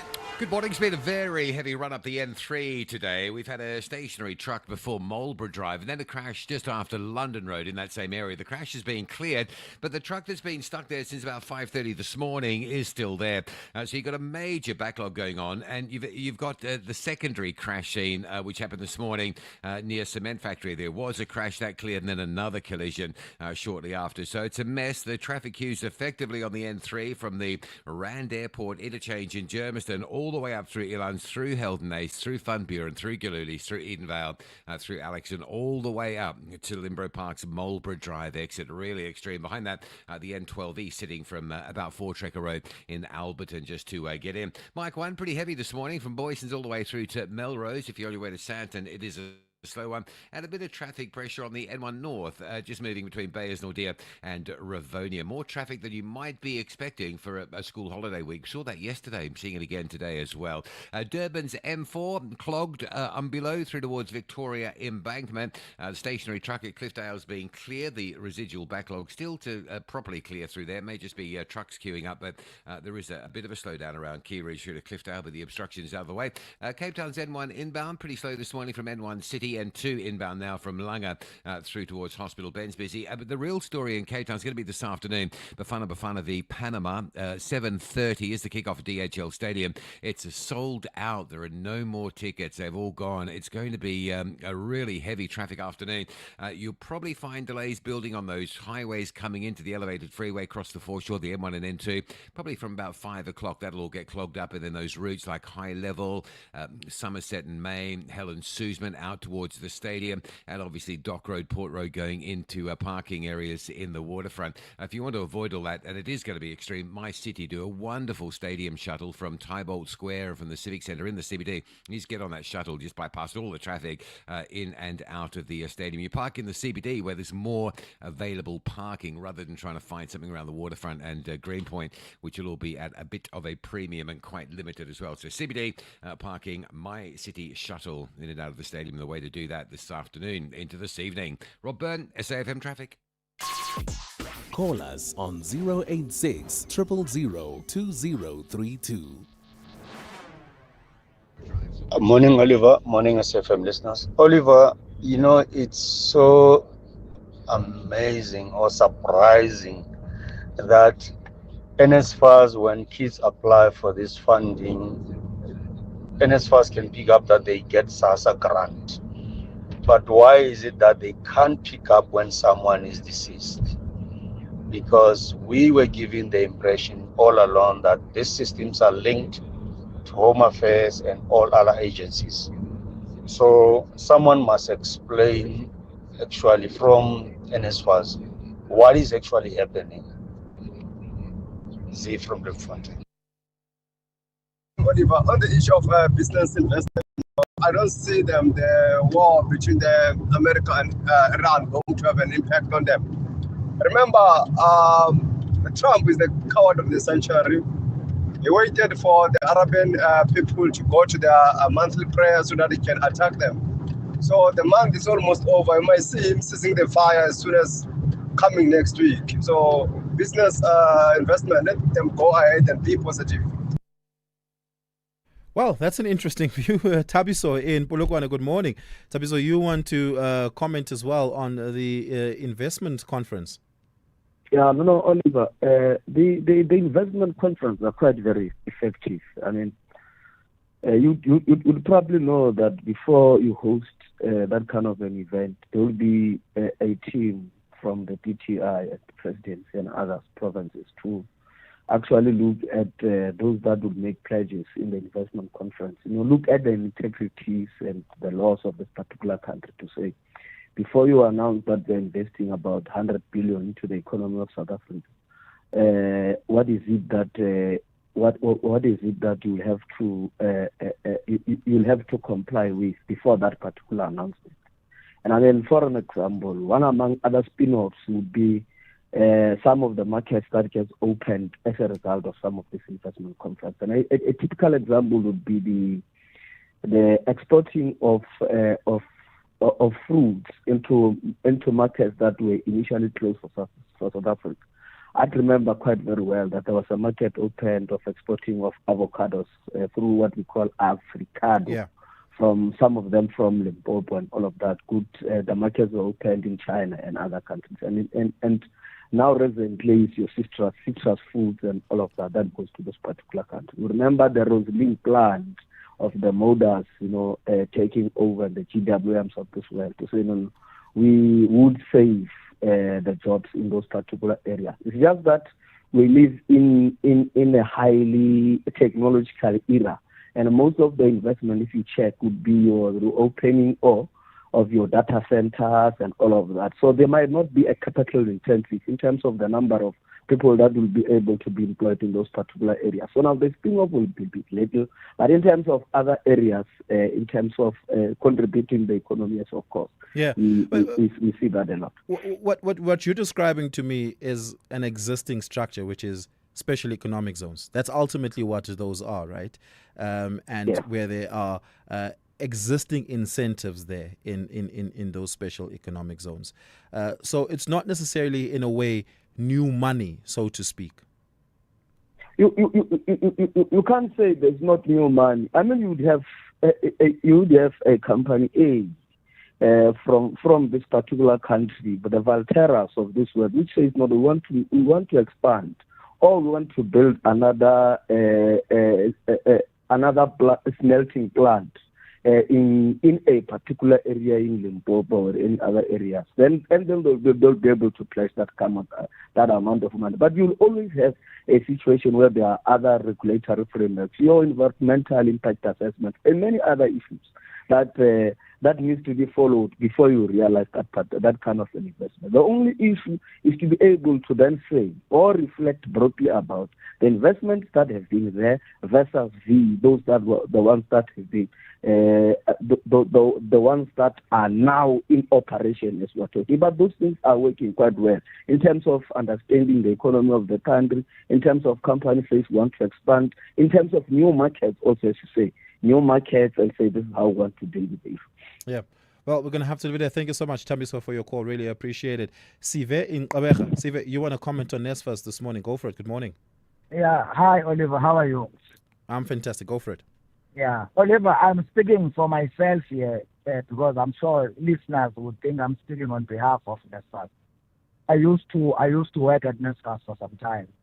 But, Oliver, sometimes a child does not need to be shouted all the time. Sometimes it needs a hug.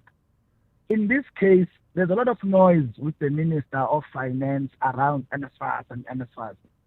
And this headline does not assist NSFAS. So perhaps Auditor General and NSFAS, they need to come out clear on the details about what do they mean when they say NSFAS paid for dead students. Because, Oliver, for example, universities and colleges, they have submitted their registration data to NSFAS now already as to who must be paid for this current year.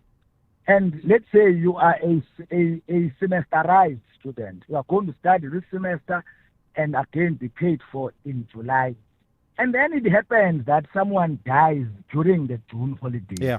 And the parents do not disclose that death, or they do not inform the university that so-and-so has died. And then NSFAS triggers the continuous payment in July for the second semester. You get my point? Yeah. So also universities and colleges are to be what role are they playing in giving NSFAS correct information and accurate information?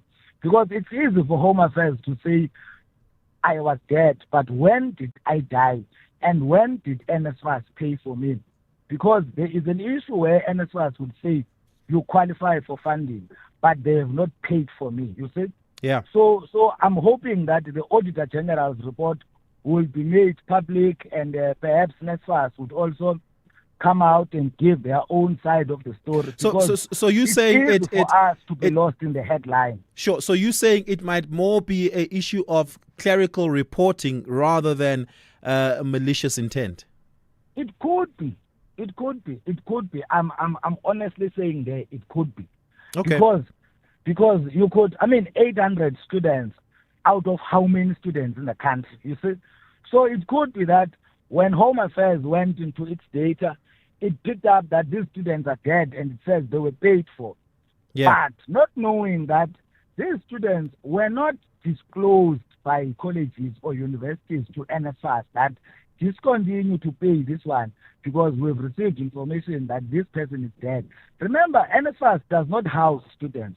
Students are housed at institutions which are colleges and TVETs and universities, and they're the ones who are supposed to give this correct information to NSFAS. Yeah. So themselves, if there's any scissors to crucify here, everybody must be put on stand and explain what role have they played in these 800 students. Yeah, look, I think you raise a fair point. Thank you so much for that, Sive. I really do appreciate it. Sive calling us there from Abeja. It is 8 o'clock. Let's take your latest news bulletin. Outsurance Essential is made for older cars. Claims are paid in cash within 5 working days, and you choose your own panel beater. SMS CAR to 43185. That's CAR to 43185.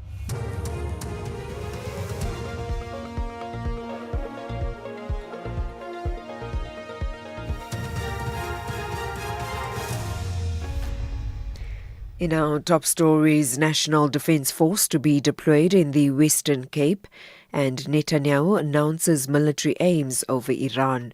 Good morning. The South African Police Service will conduct a joint operational parade with the National Defence Force and the City of Cape Town ahead of the deployment of soldiers to crime-ridden areas in the Western Cape. This morning's parade on the Cape Flats forms part of the final readiness preparations for Operation Prosper. President Cyril Ramaphosa, during his State of the Nation address, announced the deployment of the SANDF to gang hotspots across the country. Western Cape Police Commissioner Tembisile Patekile says they are ready for the deployment, which will start tomorrow. We're ready, and we've been working together in teasing many problems. We're ready. And as we speak right now, we are ready, and we've gone through a lot of team talks, teamwork, and working together in scenarios. So we are ready. An urgent court application to overturn Johannesburg ANC councillor Loyiso Masuku's election as regional chairperson has been dismissed for lack of urgency. The High Court in Johannesburg found that the applicant, Stanley Tsekheteng, has not exhausted internal ANC mechanisms. He is the special advisor to the current Johannesburg mayor, Dada Morero. Masuku defeated Morero to become the ANC Johannesburg regional chairperson at an ANC elective conference in December last year. However, this led to claims of fraud and manipulation of votes. The South African Union of Students has expressed outrage over the Auditor General's report for the 2024-2025 financial year, which has exposed a series of critical administrative and financial failings within the National Student Financial Aid Scheme. The audit identified 822 students who were recorded as deceased on the Home Affairs database but continued to receive NSFAS funding. It also identified over 14,000 students who were being funded despite their household incomes exceeding the NSFAS threshold. Union spokesperson Tato Masekwa says the report underscores an immediate need for robust reforms within NSFAS. The Auditor General's report. This raises a serious concern and a serious outrage from our side because you find a lot of students who are deserving. They are excluded, they are defunded, left with prolonged uncertainty regarding their funding, and that on its own creates a serious problem in as far as NSFAS is concerned. So look, the biggest problem that we have is the mere fact that the student who passes on continue to receive funding, while that funding could be redirected to assist another student who's equally deserving. The Cape Winelands District Municipality Fire Services say crews continue to battle a wildfire in the mountainous areas above the Doorngs in the Breda Valley. The fire started late Saturday evening. Spokesperson Aniska Root.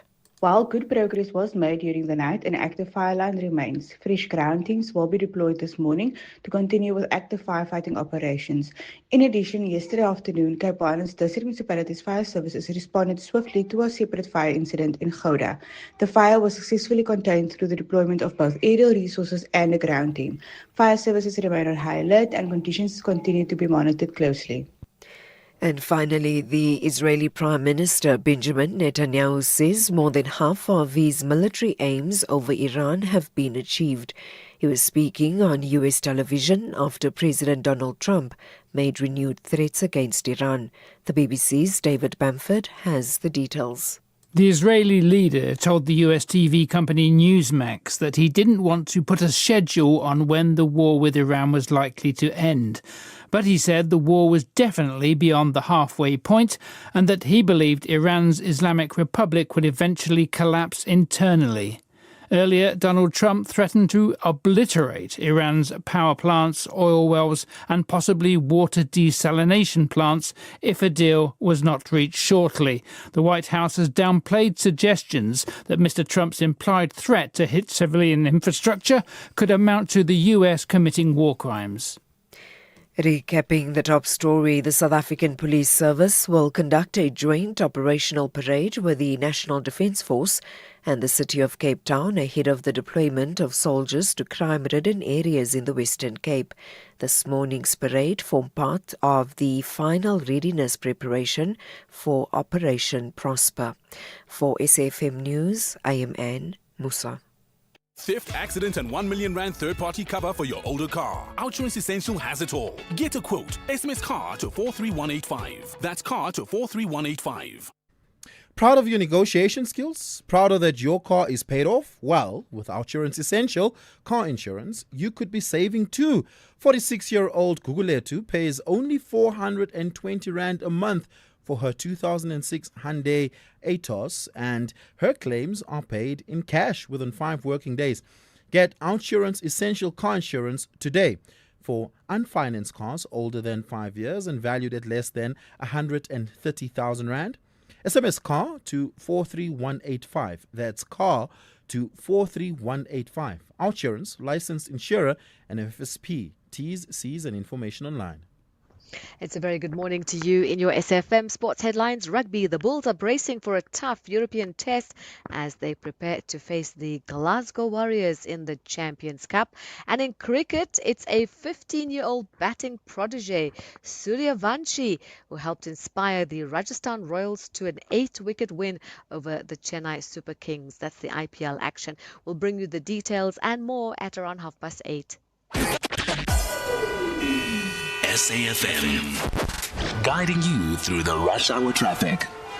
Joburg N3's been our top story, and for a good reason. It remains heavily backed up. A crash scene by the cement factory, that's the second one this morning, and a stationary truck at Marlborough Drive taking forever to clear. It's been there since about 5:30. The traffic is literally backed from the N3, N12 Elands interchange all the way through to Marlborough Drive. It is heading across all lanes as you work your way up through Bedford View, Kalulis and Edenvale. N12 and R24 routes in from the east Ekurhuleni side. Heavy coming in to get onto that N3 at Kalulis as well. Mike One Boyson's through to a corner. On your way to Sandton, very slow. N1 from Bayers Nordia round to Ravonia looking quite busy as well. And there's a crash on the M1 North in Pretoria before Rigel Avenue, causing some delays as well. Durban through Pietermaritzburg, the stationary truck at Cliffdale has all been cleared away. Traffic is basically done recovering through there, so it's all starting to move along nicely. M4 into Durban, Southern Freeway, which was heavy up to Embankment, is starting to ease off nicely as well. Cape Town, bit of pressure on the M1 inbound to Kuburg, interchange. N2 to Mowbray Main Road, slow from Langa. And don't forget, this afternoon, it's Bafana hosting Panama in the soccer clash at DHL Stadium. It's a sellout. It's sold out. The roads going in through the CBD towards the stadium will get pretty heavily backed up. We're forecasting major traffic congestion around central Cape Town from 5 p.m. today. With your traffic update, I'm Rob Byrne.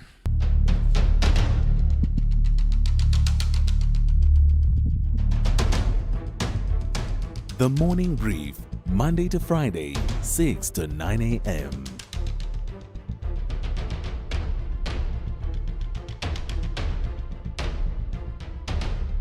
The Morning Brief, Monday to Friday, 6 to 9 a.m. 9 minutes after 8 o'clock. Good morning. Thank you so much for joining us here on the third and final hour of the Morning Brief. My name is Oliver Dixon for the final time here on SAFM, the Morning Brief, and on SAFM. Looking forward to your engagement in this hour. I'm going to be in conversation in this hour with Mzwanele Manyi, who's the spokesperson of the Jacob Zuma Foundation. This after the Gauteng High Court had dismissed the applications brought by former President Jacob Zuma as well as former President Thabo Mbeki for Justice Sisi Gampepe to be recused as the chairperson of the TRC cases inquiry. We're going to be speaking to him on that, and I'll tell you what the technicalities around that judgment is. But for now, as it stands, Justice Gampepe will continue to serve as the chairperson of that inquiry, with testimony expected to continue. Mzwanele Manyi gives me the reaction of the Jacob Zuma Foundation as an applicant in that matter to this. And then I speak to Santaco's National Public Relations Officer, Mr. Mandla Hermanus, and this is on the looming fuel price hike that is set to take place. More importantly, the effect this will have on fares for commuters across the country. They have a very grim warning on that. All of that and more coming up on the show, and I want you to be a part of it. Give me a call, 086 000 2032, 086 000 2032. Your WhatsApp voice notes on 0614 104 107, 0614 104 107. Last night, I spoke to Gayton McKenzie, the leader of the Patriotic Alliance, a gentleman by the name of Jermaine Prim. You'd remember him as the guy who wrote a handwritten letter from prison, somehow got it to General Nhlanhla Mkwanazi, and General Nhlanhla Mkwanazi, when he returned to the ad hoc committee, read from that letter. Now, he didn't go into all the details of that letter. Well, I read the letter, and in it he made some damning claims about Gayton McKenzie. Jermaine Prim claims in that letter that he met Vusi Ket Matlala in the CMEX prison, because they were in the same CMEX prison, and they got to chatting. And Vusi Matlala said to him, hey, you know Katie Mulife supplies Gayton McKenzie with drugs. Gayton McKenzie and Kenny Kunene with drugs. For context, Katie Mulife is the gentleman who, on the day of his arrest, for some reason, Kenny Kunene was at his house and was there while he was getting arrested. That guy. Kenny Kunene claimed he was there for taking a young journalist there to go and interview the gentleman for a publication that Kenny Kunene owns. That's the story that they told in justifying that. And so, Jermaine Prim also, who is in prison, claimed that Gayton McKenzie had supplied him with 2 contraband cell phones while in prison, and that Gayton McKenzie's, he says wife, but Gayton McKenzie is not married, but Gayton McKenzie's romantic partner, he claims, Jermaine Prim, is doing business with the state, very specifically has a tender in the city of Ekurhuleni, and that tender was somehow arranged for her by Gayton McKenzie. I spoke to him last night on SABC News, and he denied all those claims. Denies having any claims to Katie Mulife. Vusi Ket Matlala says he never met these guys, and denies that the PA is funded by the proceeds of drug cartel money. Despite the fact, by the way, and Gayton McKenzie concedes to this, that he had attempted to recruit, and in some cases successfully, gangsters and former gangsters into the party to try and reform them. One such gangster is a guy by the name of William Red Stevens, who was killed in 2021, notorious gangster in the city of Cape Town. And Gayton McKenzie had recruited him successfully into the Patriotic Alliance. Gayton says, however, William Red Stevens never spent any of or used any of his own money in campaigning for the Patriotic Alliance. So the Patriotic Alliance cannot be said to be a party who was funded by the proceeds of drug crimes. Very fascinating developments. I don't know if you saw that interview I had with Gayton McKenzie. If you haven't, head on over to my Twitter. I just tweeted it out, and I want you to have a listen at it. Please do go and listen to that interview and tell me what your thoughts are. I'd love to hear you. Give me a call, 086 000 2032, 086 000 2032. Your WhatsApp voice notes on 0614 104 107. 13 minutes after 8. On the other side of this, we speak to Mzwanele Manyi. conversations that you connect with and react to. SAFM. Innovation does not end with the close of the SA Innovation Week. The week marked the beginning of deeper collaboration, continued investment, and sustained support for innovators throughout South Africa. SA Innovation Week was not just about dialogue, it was about commitments, partnerships, and actionable outcomes that will continue beyond the event. Brought to you by the Technology Innovation Agency, an entity of the Department of Science, Technology and Innovation.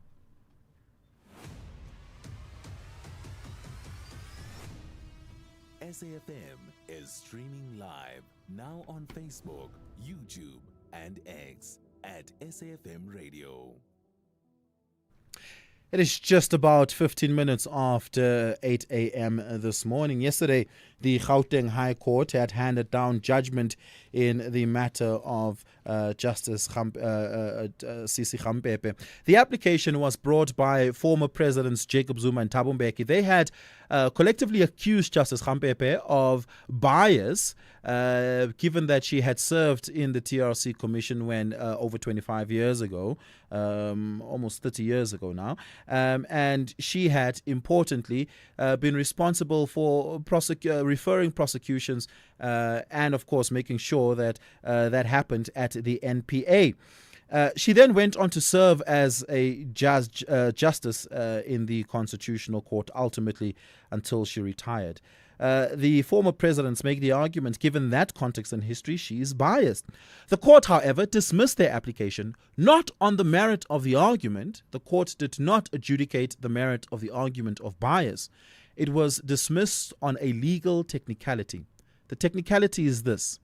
In order for anyone to take legal action against a sitting or former judge, they need to get permission from the president of the division where that judge had served. The purpose for that provision in Section 47 of the Constitution is that judges must be able to pass down judgments free and fair and without the fear of retribution from the parties they pass judgments on. So you can never personally sue a judge because of a judgment that they pass. And that's why that provision exists. So as a result, you have to make an application to the judge president of the division where that judge served in order to take legal action against that judge. Neither the Jacob Zuma Foundation nor the Thabo Mbeki Foundation had sought such permission when they approached the High Court. And as such, their case was dismissed. They are, however, the door remains open for them to go and seek that permission and then ultimately, once again, bring that case on the same merits and the same set of facts. Mzwanele Manye is the spokesperson of the Jacob Zuma Foundation. Mzwanele, good morning. Thank you so much for your time. Really do appreciate it. What is the reaction of the foundation to the judgment? Morning, Oliver, and to your listeners. Firstly, just correct you that Section 47 is not of the Constitution. It's of the Superior Courts Act. You're right. My apologies for that. You're correct. Yes.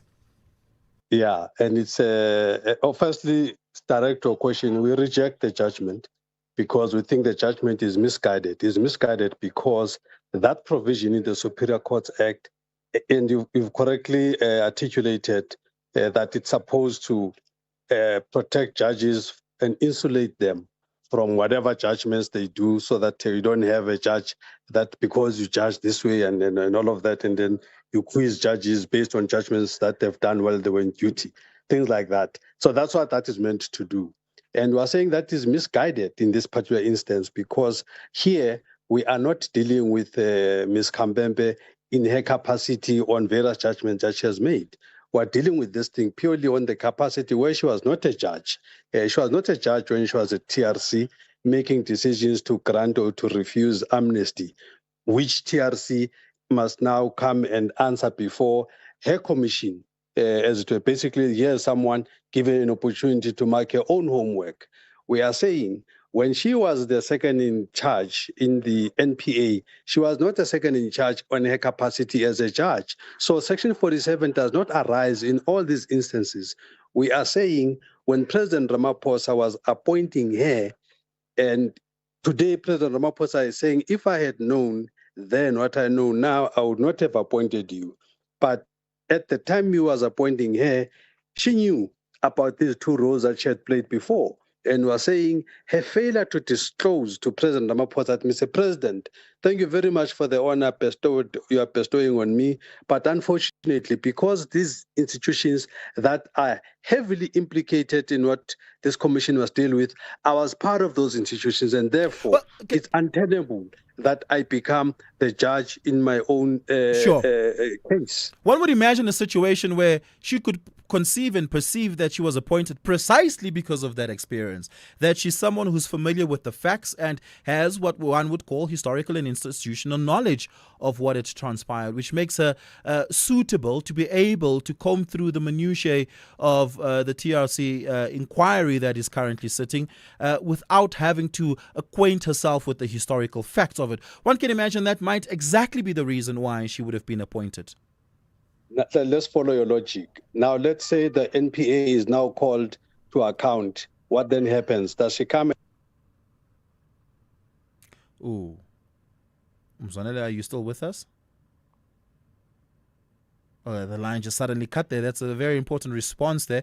Let's see if we can get Mzwanele Manyi back on the line so that we can hear what he has to say. Please do give me a call if you have a reaction in response to this. The number is 086 000 2032, 086 000 2032. Your WhatsApp voice note on 0614 104 107, 0614 104 107. In fact, we're going to use this opportunity to pay some bills. On the other side of this, we continue with the conversation. You could win a car. You could win a car. Everyone could win a car. Spar Win a Car is back. Stand a chance to win one of 50 Hyundai Extras when you buy participating products like Baby Soft 2-ply toilet rolls, 18s for 126.99. Save 43 Rand or 50ml Rexona Shield Roll-On deodorant. Buy any two for 40. Save 14 Rand. Price is valid from 23 March till 7 April. Shop, swipe, and win while stocks last. Only at Spar. T's and C's apply. Exciting news, South Africa. SABC TV Licenses has partnered with Capitec to make paying your TV license simple, affordable, and accessible. If you're a Capitec client, sign into the app and click on Transact. Next, select Pay Bills, then click Pay At and enter your reference number to complete your payment. It's as easy as that. You'll receive an instant SMS confirmation. Now, you can keep your stories alive and your screens shining bright. TV licenses, pay yours, make a difference. You are listening to The Full Circle, a space where generations come together in conversation that seek to spark curiosity, inspire innovation, and feed the curious mind. For arts, culture, and robust conversations, join me every weekday between 1 and 3 p.m. on The Full Circle with Bridget Masinga as we explore the stories, lessons, and conversations that guide us back to self. This is Oliver Dixon on SAFM. 22 minutes after 8 o'clock, I'm in conversation with the spokesperson of the Jacob Zuma Foundation, Mzwanele Manyi. Mzwanele, your phone had cut there. We have you back on the line now. You were responding to my postulation of the possibility that Justice Gampepe may well have been appointed because of exactly the history that you described there. Yeah, in other words, you are saying institutional memory. In fact, this is exactly the same reason she should not have been appointed, because not only she was part of the architecture of that memory, as it were, and whether her role in there was wrong or right, it can't be her making the same decision. In fact, what you've just characterized, it's exactly the reason she should not be appointed, because how can she not be subjective when she was the one that was making the decision to grant or not to grant amnesty, to prosecute or not to prosecute? How can then she be the same person that decides whether that was right or wrong? You know? Yeah. So the courts failed dismally to deal with that. They just chose some technicality which does not even arise. That's what there's not. And also, for the first time in the history. So hold on, let's pause there. Let me make this point. For the first time in the history of issuing out judgments, they issue out half the story. They don't tell everybody that they don't issue the dissenting judgment, so that we know that not everybody thinks like some of those ones think. And this is very important. when you have a judge that says, actually, this applicant is making sense, this is a judge saying so, how do you just sweep that under the carpet? Okay, that notwithstanding, and I want to circle back, and you say the technicality does not arise because No. the claim of bias that you make was not during her time as a judge, but rather preceding that during her time working in the TRC Commission, but also ensuring for prosecutions at the NPA on The that. key issue is capacity. Hold on. So the question is this: there's an imagination in our judiciary and in our constitution that once a judge, always a judge, right? This is why even just superfluously and cosmetically, it's a title that you keep for the rest of your life. And nonetheless, there might well be an overlap between the work that she had done there and the work she ultimately did as a judge, and that she's sitting at the commission, and this is the argument that the judgment makes, that she's sitting at the commission today in her capacity as a judicial officer, experienced and steeped in judicial qualifications. And so you can't divorce her having been a judge from that today. No, you're making a big mistake because to be a chair of the commission, you don't have to be judicial officer. In fact, the function is not a judicial function. This is why even Judge Zondo was called acting chair, or rather was called the chair of the commission, not the judge of the commission. Commissions are chaired by prominent individuals that have got some background in law. There's nothing like what you are saying, that role is judicial. There's no judicial officer role in chairmanship of a commission. This is why the results of the commission are not a judgment. We are never told guilty or innocent.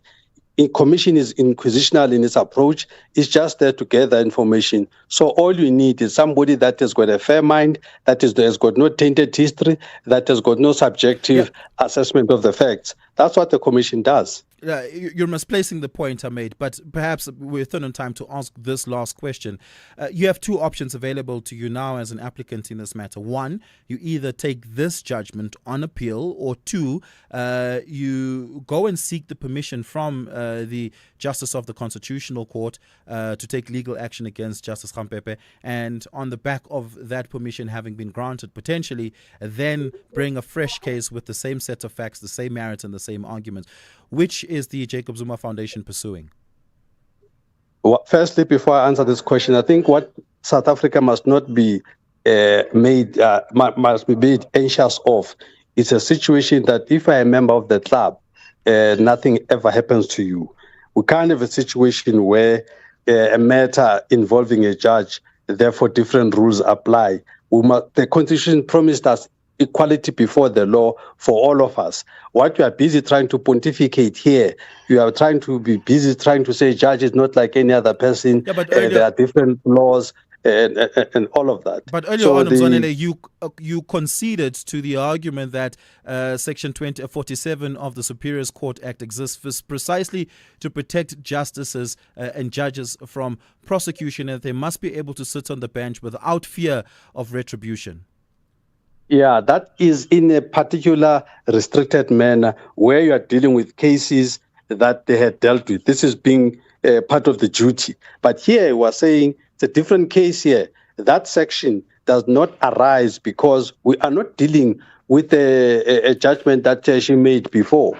Sure, but your last sentence was that we shouldn't treat judges differently, and I'm telling you exactly why we treat them differently, why that protection exists. But that's neither here nor there. The question is, what is the legal avenue that you will pursue given the two options on the table? You must always remember that the Constitution is the supreme law of the land. So whatever act or conduct that is not consistent with the Constitution is null and void. Perhaps that Section 47 must be revisited. But the way forward will be discussed by the legal counsel and the President Zuma and the foundation. At this point, we still must be given the full judgment and study it properly and be able to make a pronouncement. While these applications were brought separately, they sought a similar function. Will the Jacob Zuma Foundation engage the Thabo Mbeki Foundation on a way forward? I don't think so. And I think it's good not to, because this is not like some kind of a ganging up. both these presidents are applying their own mind independently. And interestingly, all three presidents, including President Ramaphosa, are in agreement that Ms. Kambembe is not a suitable candidate for this position. It's a big mistake for her to be there. Person appointing her is the one saying, I wish I had known better. Okay, we're going to have to leave it there. Thank you so much for that. Really do appreciate it. Mzwanele Manyi, the spokesperson of the Jacob Zuma Foundation. There's never a time when Mzwanele and I agreed on anything whatsoever. But I appreciate that he takes my engagements nonetheless. It's 29 minutes after 8 o'clock. Let's take your latest headlines.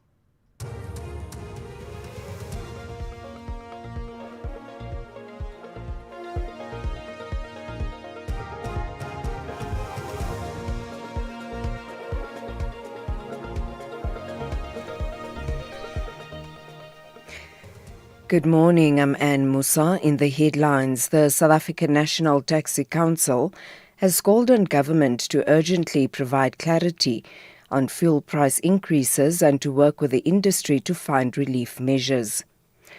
The South African Police Service will conduct a joint operational parade with the National Defence Force and the City of Cape Town ahead of the deployment of soldiers to crime-ridden areas in the Western Cape. And civic organisation Progressive Forces of South Africa will today picket at the Nigerian Embassy in Pretoria.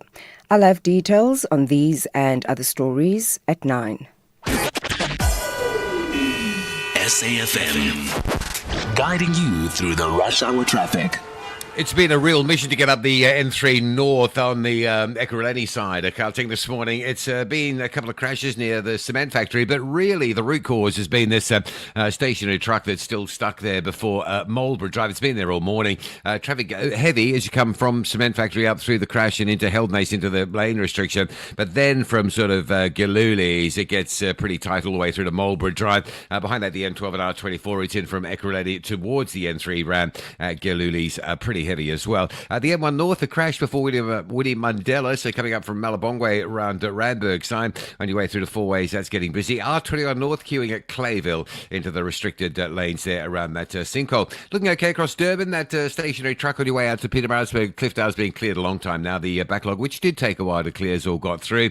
Cape Town, noticeably lighter volumes this morning all the way round. But the highway, the N1 inbound, still very busy coming through from sort of Goodwood, Parow area. But the big story in Cape Town is going to be tonight. Bafana hosting Panama at DHL Stadium. Kickoff is 7:30.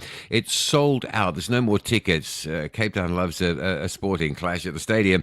They'll turn out in big numbers as they're going to. And that's going to translate into massive traffic problems. The elevated freeways, N1, N2 routes will be the first to show signs of arriving spectators. That'll sort of spread traffic right through the Greenpoint area, down through the waterfront, approaching the DHL Stadium area. The best option, is to park in the city centre if you're going to the game and use the free My City shuttle that goes from Tybolt Square. It goes from Civic Centre. Plenty of parking in the CBD, limited parking around the stadium, so use that stadium shuttle. The benefit there is you get back into the CBD after the game and you exit without having to deal with that stadium traffic as well, which can be a whole other mission. With your traffic update, I'm Rob Byrne. This is SAFM Sport with Zai Khan.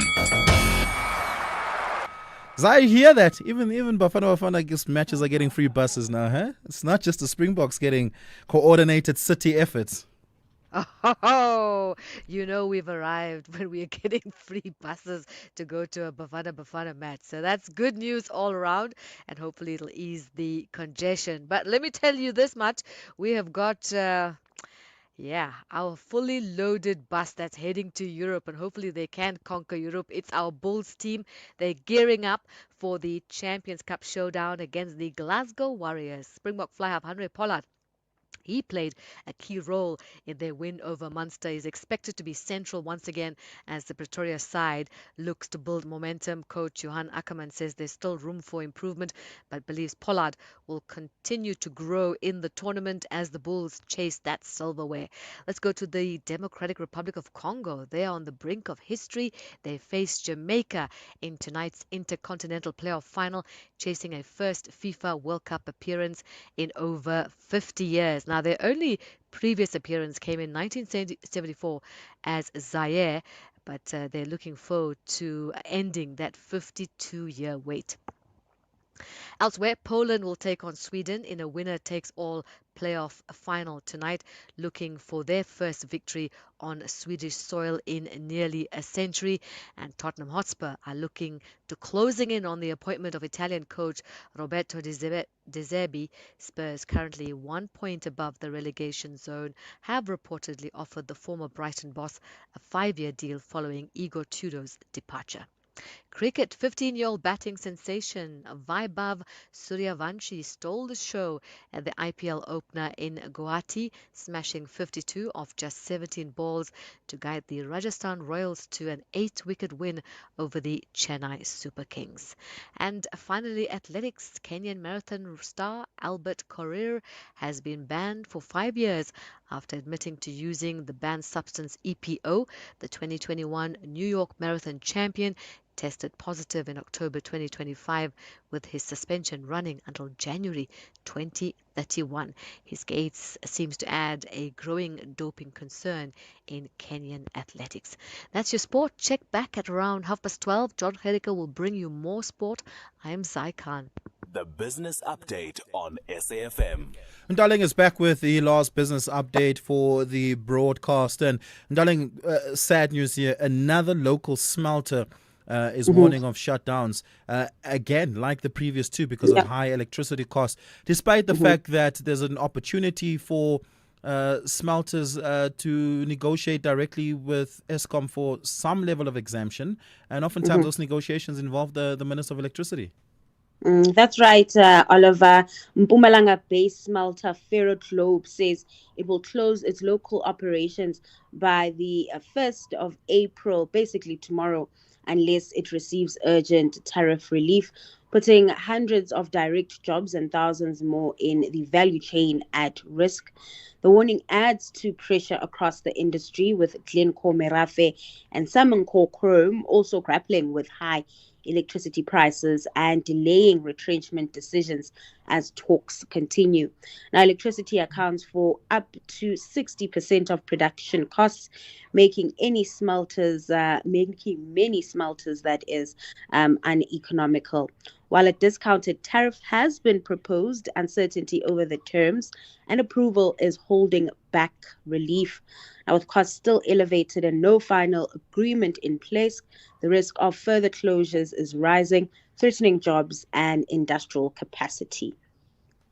Yeah, and we move on to civil construction confidence, which has taken a knock. We're not building bridges? Doesn't seem like we have. Have you seen any, bridges being built over the past year or so? I have not seen many cranes in the sky lately. Yep.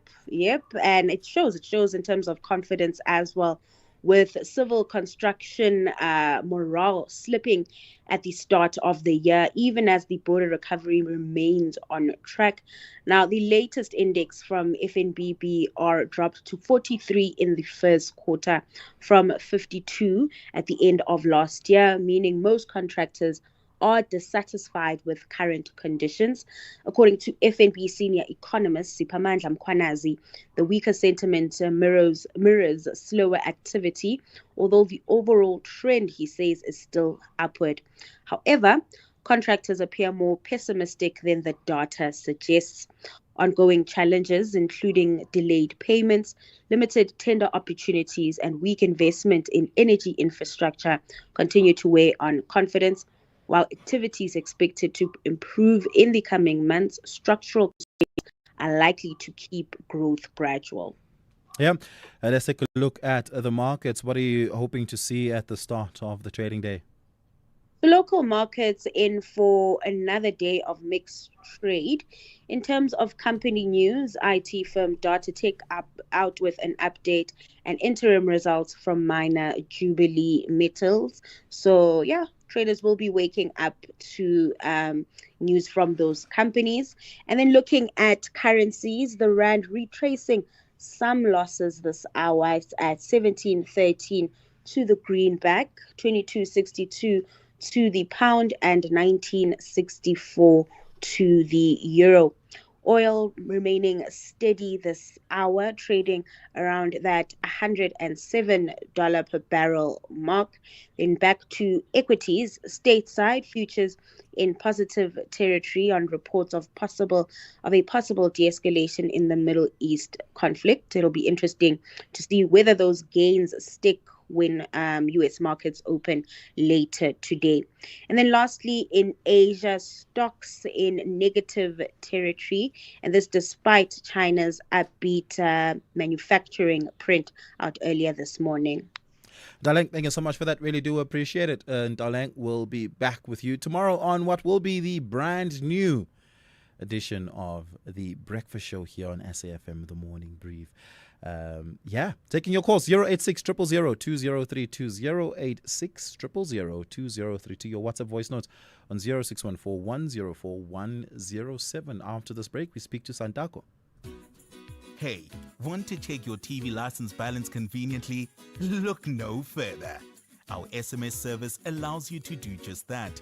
By sending a message containing your ID or TV license number to 44210, you can quickly access your balance without needing multiple inquiries or waiting on hold. Plus, standard SMS rates apply. Take advantage of this efficient method to stay informed and streamline your payment process today. T's and C's apply.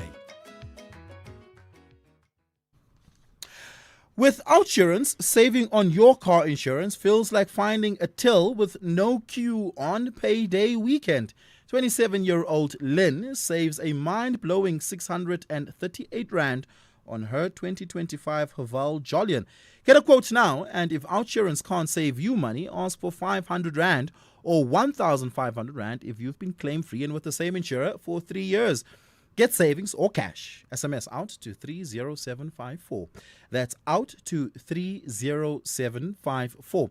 Outsurance, licensed insurer and FSP. T's, C's, and information online.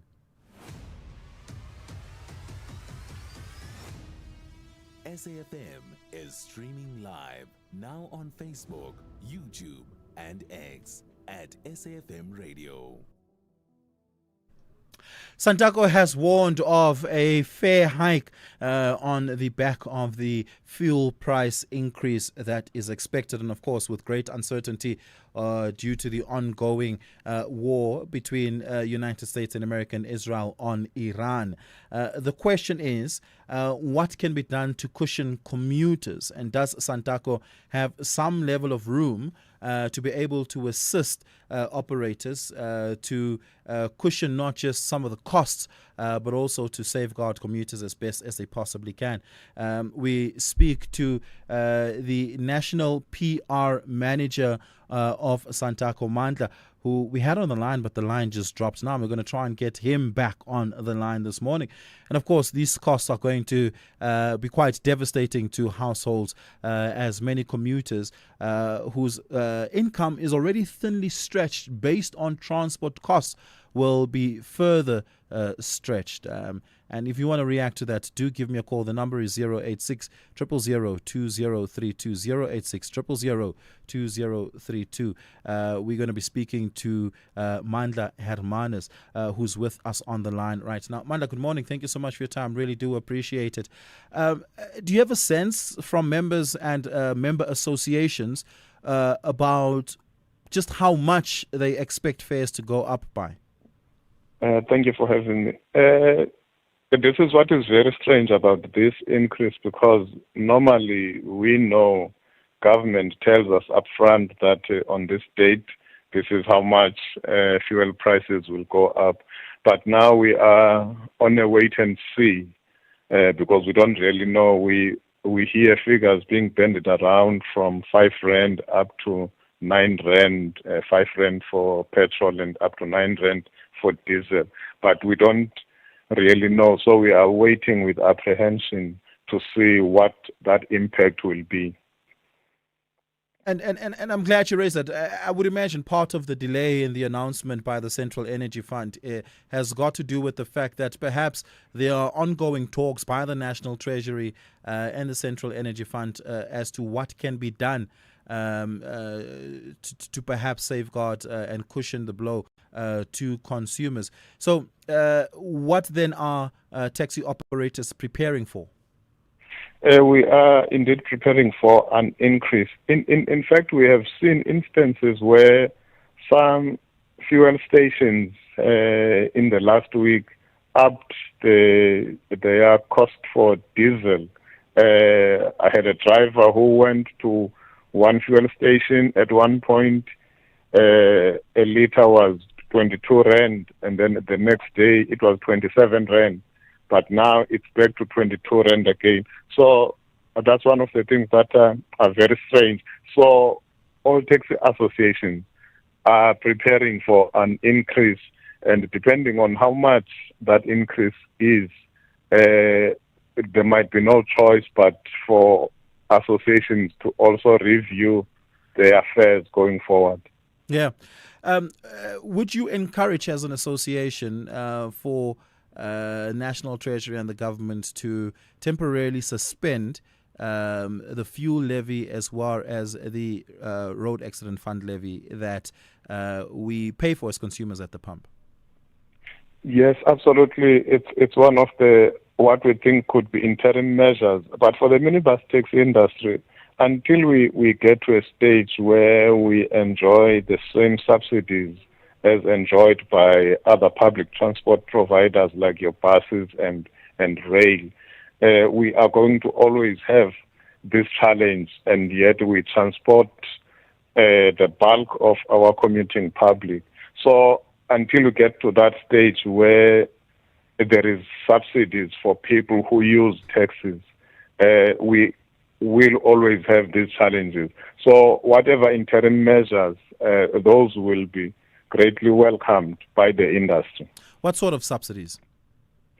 What we are advocating for, it's a commuter-centered kind of a subsidy where you subsidize the commuter and then you allow the commuter a choice of what mode of transport he or she wants to use. But you should not only benefit from a subsidy if you use a particular mode, because currently, if you use buses and trains, that's the only time you are subsidized by government. And if you use taxis, minibus taxis, then there is no subsidy for you. Whereas if the mechanism can change to say we are subsidizing the commuter, not the public transport provider, then it doesn't matter what mode of transport the commuter uses. So mechanistically, how would that work? The commuter would get, say, a commuter card that's like a bus card, and it would be preloaded with some credit on it. Am I understanding that correct? Absolutely, because that would push us to cashless payment systems where you have one card, your subsidy goes into that card, and you can use that card either to get onto a train, a bus, or a taxi. Yeah. And just lastly here, and I do think it's important, we might find a situation where there are taxi operators who, if the petrol price goes up by, let's say, 8%, they might push up their fares by 12 to 15%, which is higher than, say, the 8% in the fuel price hike, hypothetically speaking. Santako, what are you doing? What conversations are you having with members to safeguard against exorbitant increases that's outside or that's beyond the increase in the fuel price? Yes, absolutely. Normally what we do, we always encourage our operators to keep increases to a minimum. And you would have seen over the years, we don't generally respond by increasing fares every time fuel costs go up. We normally, as a rule, only adjust our fares once a year, and sometimes there will be a year where there are no adjustments. So our increases are not always in line with the fluctuations of fuel costs, but we always try to encourage our operators to implement this responsibly in such a way that we still remain competitive, because we should not price ourselves out of the market and use these fuel increases to make exorbitant profits, which we don't really do Yeah, and there are complaints by a lot of commuters that when the petrol price comes down, fares don't come down. Surely that is an important conversation as well, especially given that this shock price increase is due to an externality that may well end, and we'll see oil commodity prices coming down. Yes, absolutely, absolutely. And because if you look, if you were to take fuel fluctuations over a period of, say, 12 months, you'd find that fuel might come down twice in that year, but increase 3 times. And sometimes the increase, when it does increase, is always higher than when it goes down. So you might have an increase of R1.25 in January and have a decrease of 55 cents in June. But on average, when you look at it, you'll find that actually the fuel cost has gone up, even though there were fluctuations in between, which is why we don't respond to every fluctuation. But like I said, those account for normal fluctuations in the market, right? Yes. Where it's not a shock externality, but a war that causes energy insecurity is a shock externality. And so the crude price goes up by more than 50%. Should it come back down by, say, 40%, surely that's something that taxi operators would have to respond to with equal urgency as they did when it went up. Absolutely, absolutely. That is why, in fact, we are not even jumping to determine how and when we will implement this increase, because it's a wait and see. You know, the fuel cost will increase. Say if they increase tomorrow, it does not necessarily mean that by the next day we will have upped our prices. It might take 2 or 3 weeks before we say, okay, we cannot absorb these costs any longer. And by that time, things might have changed, and then the increases might not be necessary. But if we get to a point where we increase our costs so much, and should the price come down to its normal range, then we would have no choice but to review our prices downwards again, because this is extraordinary. Yeah. Well, we're going to have to leave it there. Thank you so much for that. Really do appreciate it. Mandla Hermanus, the National PR Manager for Sandaco. Rob Byrne has your latest in traffic.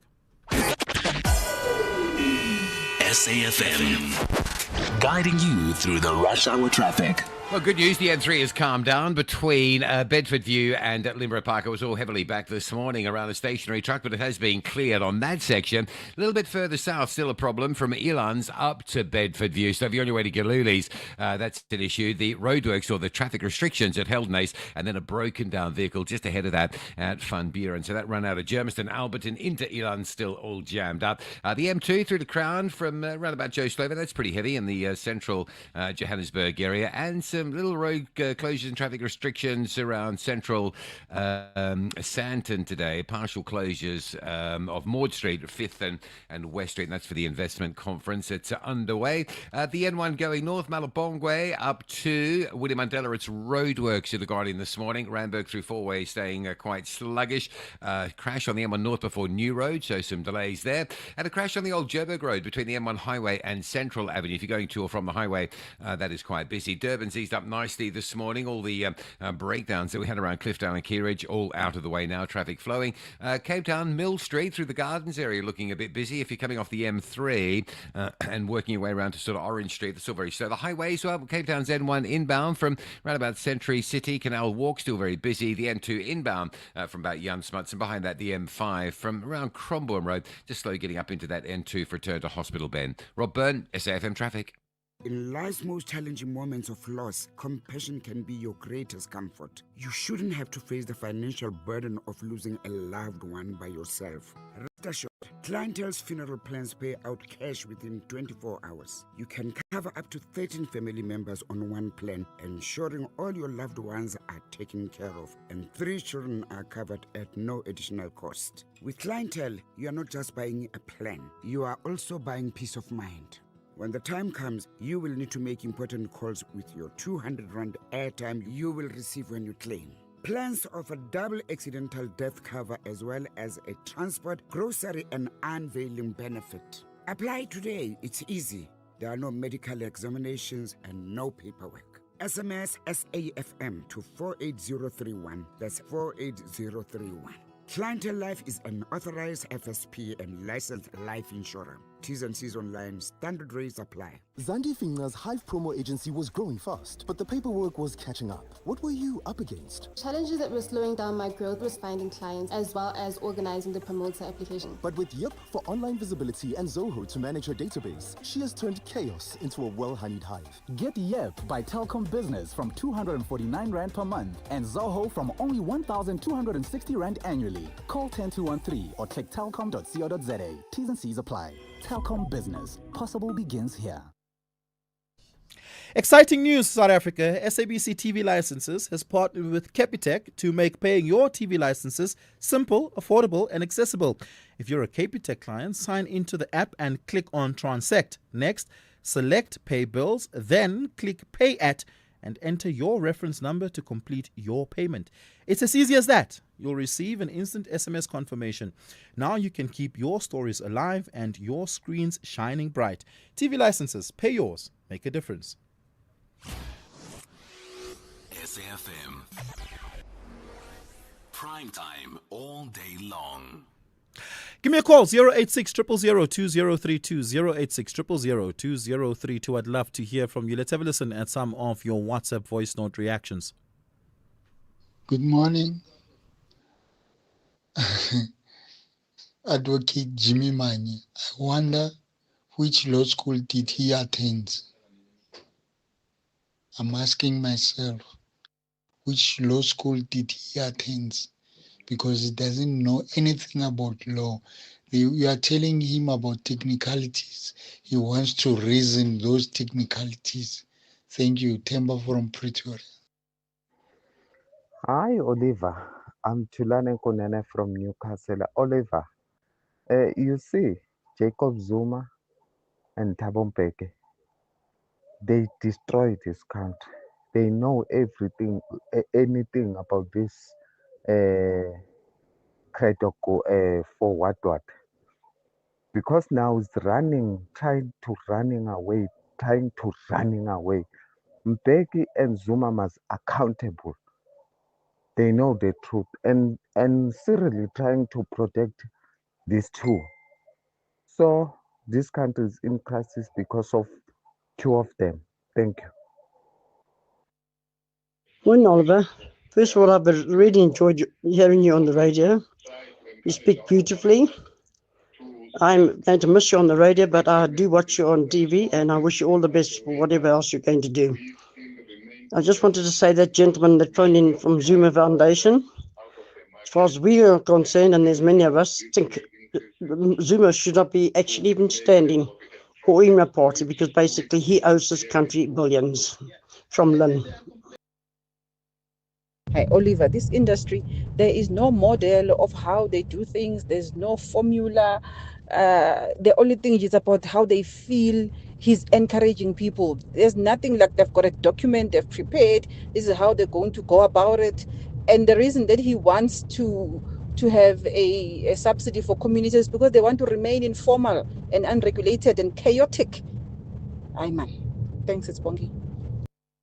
Crispin here in Durban. I am strongly in support of the Santaco's request for a subsidy. It's got to be linked to much greater regulation of the taxi industry. We need the industry. It needs subsidy. It absolutely needs full regulation. Good morning, Oliver. It's good to hear your voice in the mornings. I think it's great. It's a great opportunity for government to provide subsidies for taxi operators. And I think the entry point for these subsidies would be for the taxi operators to register for tax so that SARS can finally, make some money off a largely cash business. Good morning, Oliver.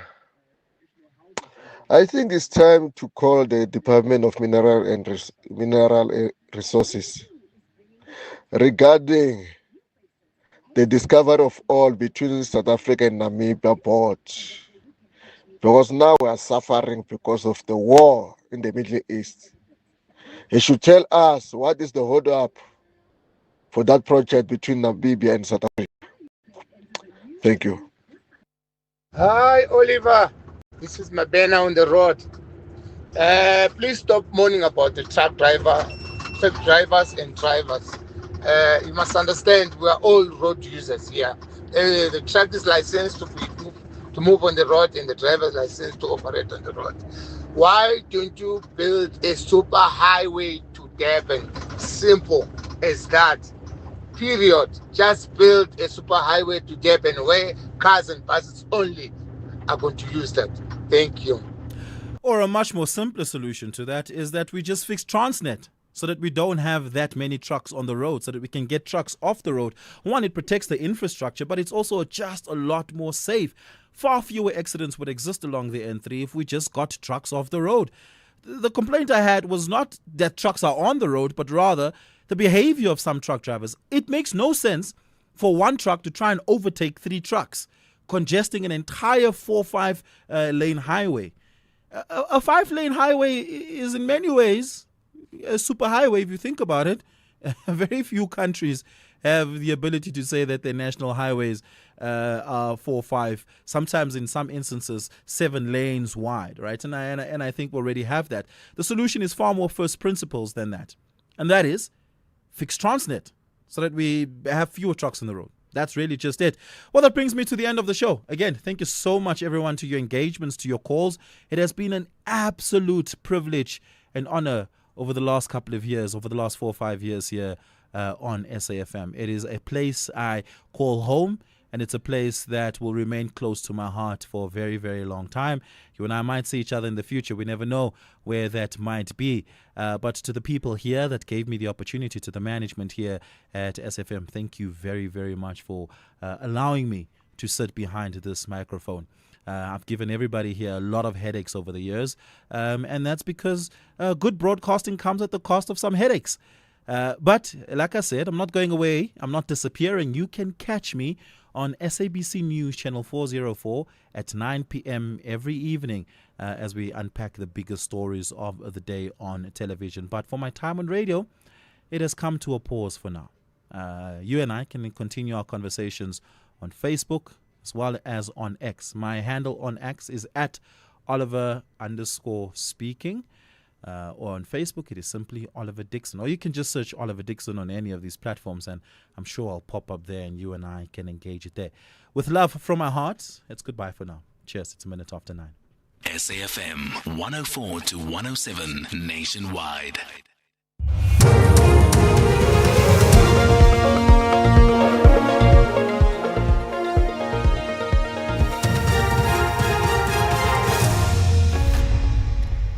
In our top stories, Santaco demands clarity on fuel hikes and a call for increased public awareness around bipolar disorder. Good morning.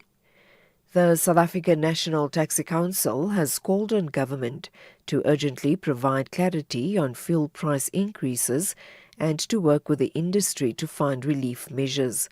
The council says reports of fuel shortages, limitations on refueling, and the unavailability of diesel are placing significant strain on taxi operators across the country. Petrol is expected to increase by more than 5 rand per litre, while diesel could rise by nearly 10 rand per litre. Santaco spokesperson Matsikidi Phala says the organisation is acting with urgency to avert panic, which has already begun to affect daily operations. The increases on diesel in particular are concerning, as it appears that fuel stations have started to take advantage of diesel not being heavily regulated, thereby overly pricing how much a litre should cost. The president of Santaco has said that the council acting with urgency to stabilize the situation and to protect both taxi operators and commuters. The South African Police Service will conduct a joint operational parade with the National Defence Force and the City of Cape Town ahead of the deployment of soldiers to crime-ridden areas in the Western Cape. This morning's parade on the Cape Flats forms part of final readiness preparations for Operation Prosper. President Cyril Ramaphosa, during his State of the Nation address, announced the deployment of the SANDF to gang hotspots across the country. Western Cape Police Commissioner Tembisile Patekile says they are ready for the deployment, which will start tomorrow. We are ready, and we've been working together in teasing many problems. We're ready. And as we speak right now, we are ready, and we've gone through a lot of team talks, teamwork, and working together in scenarios. So we are ready.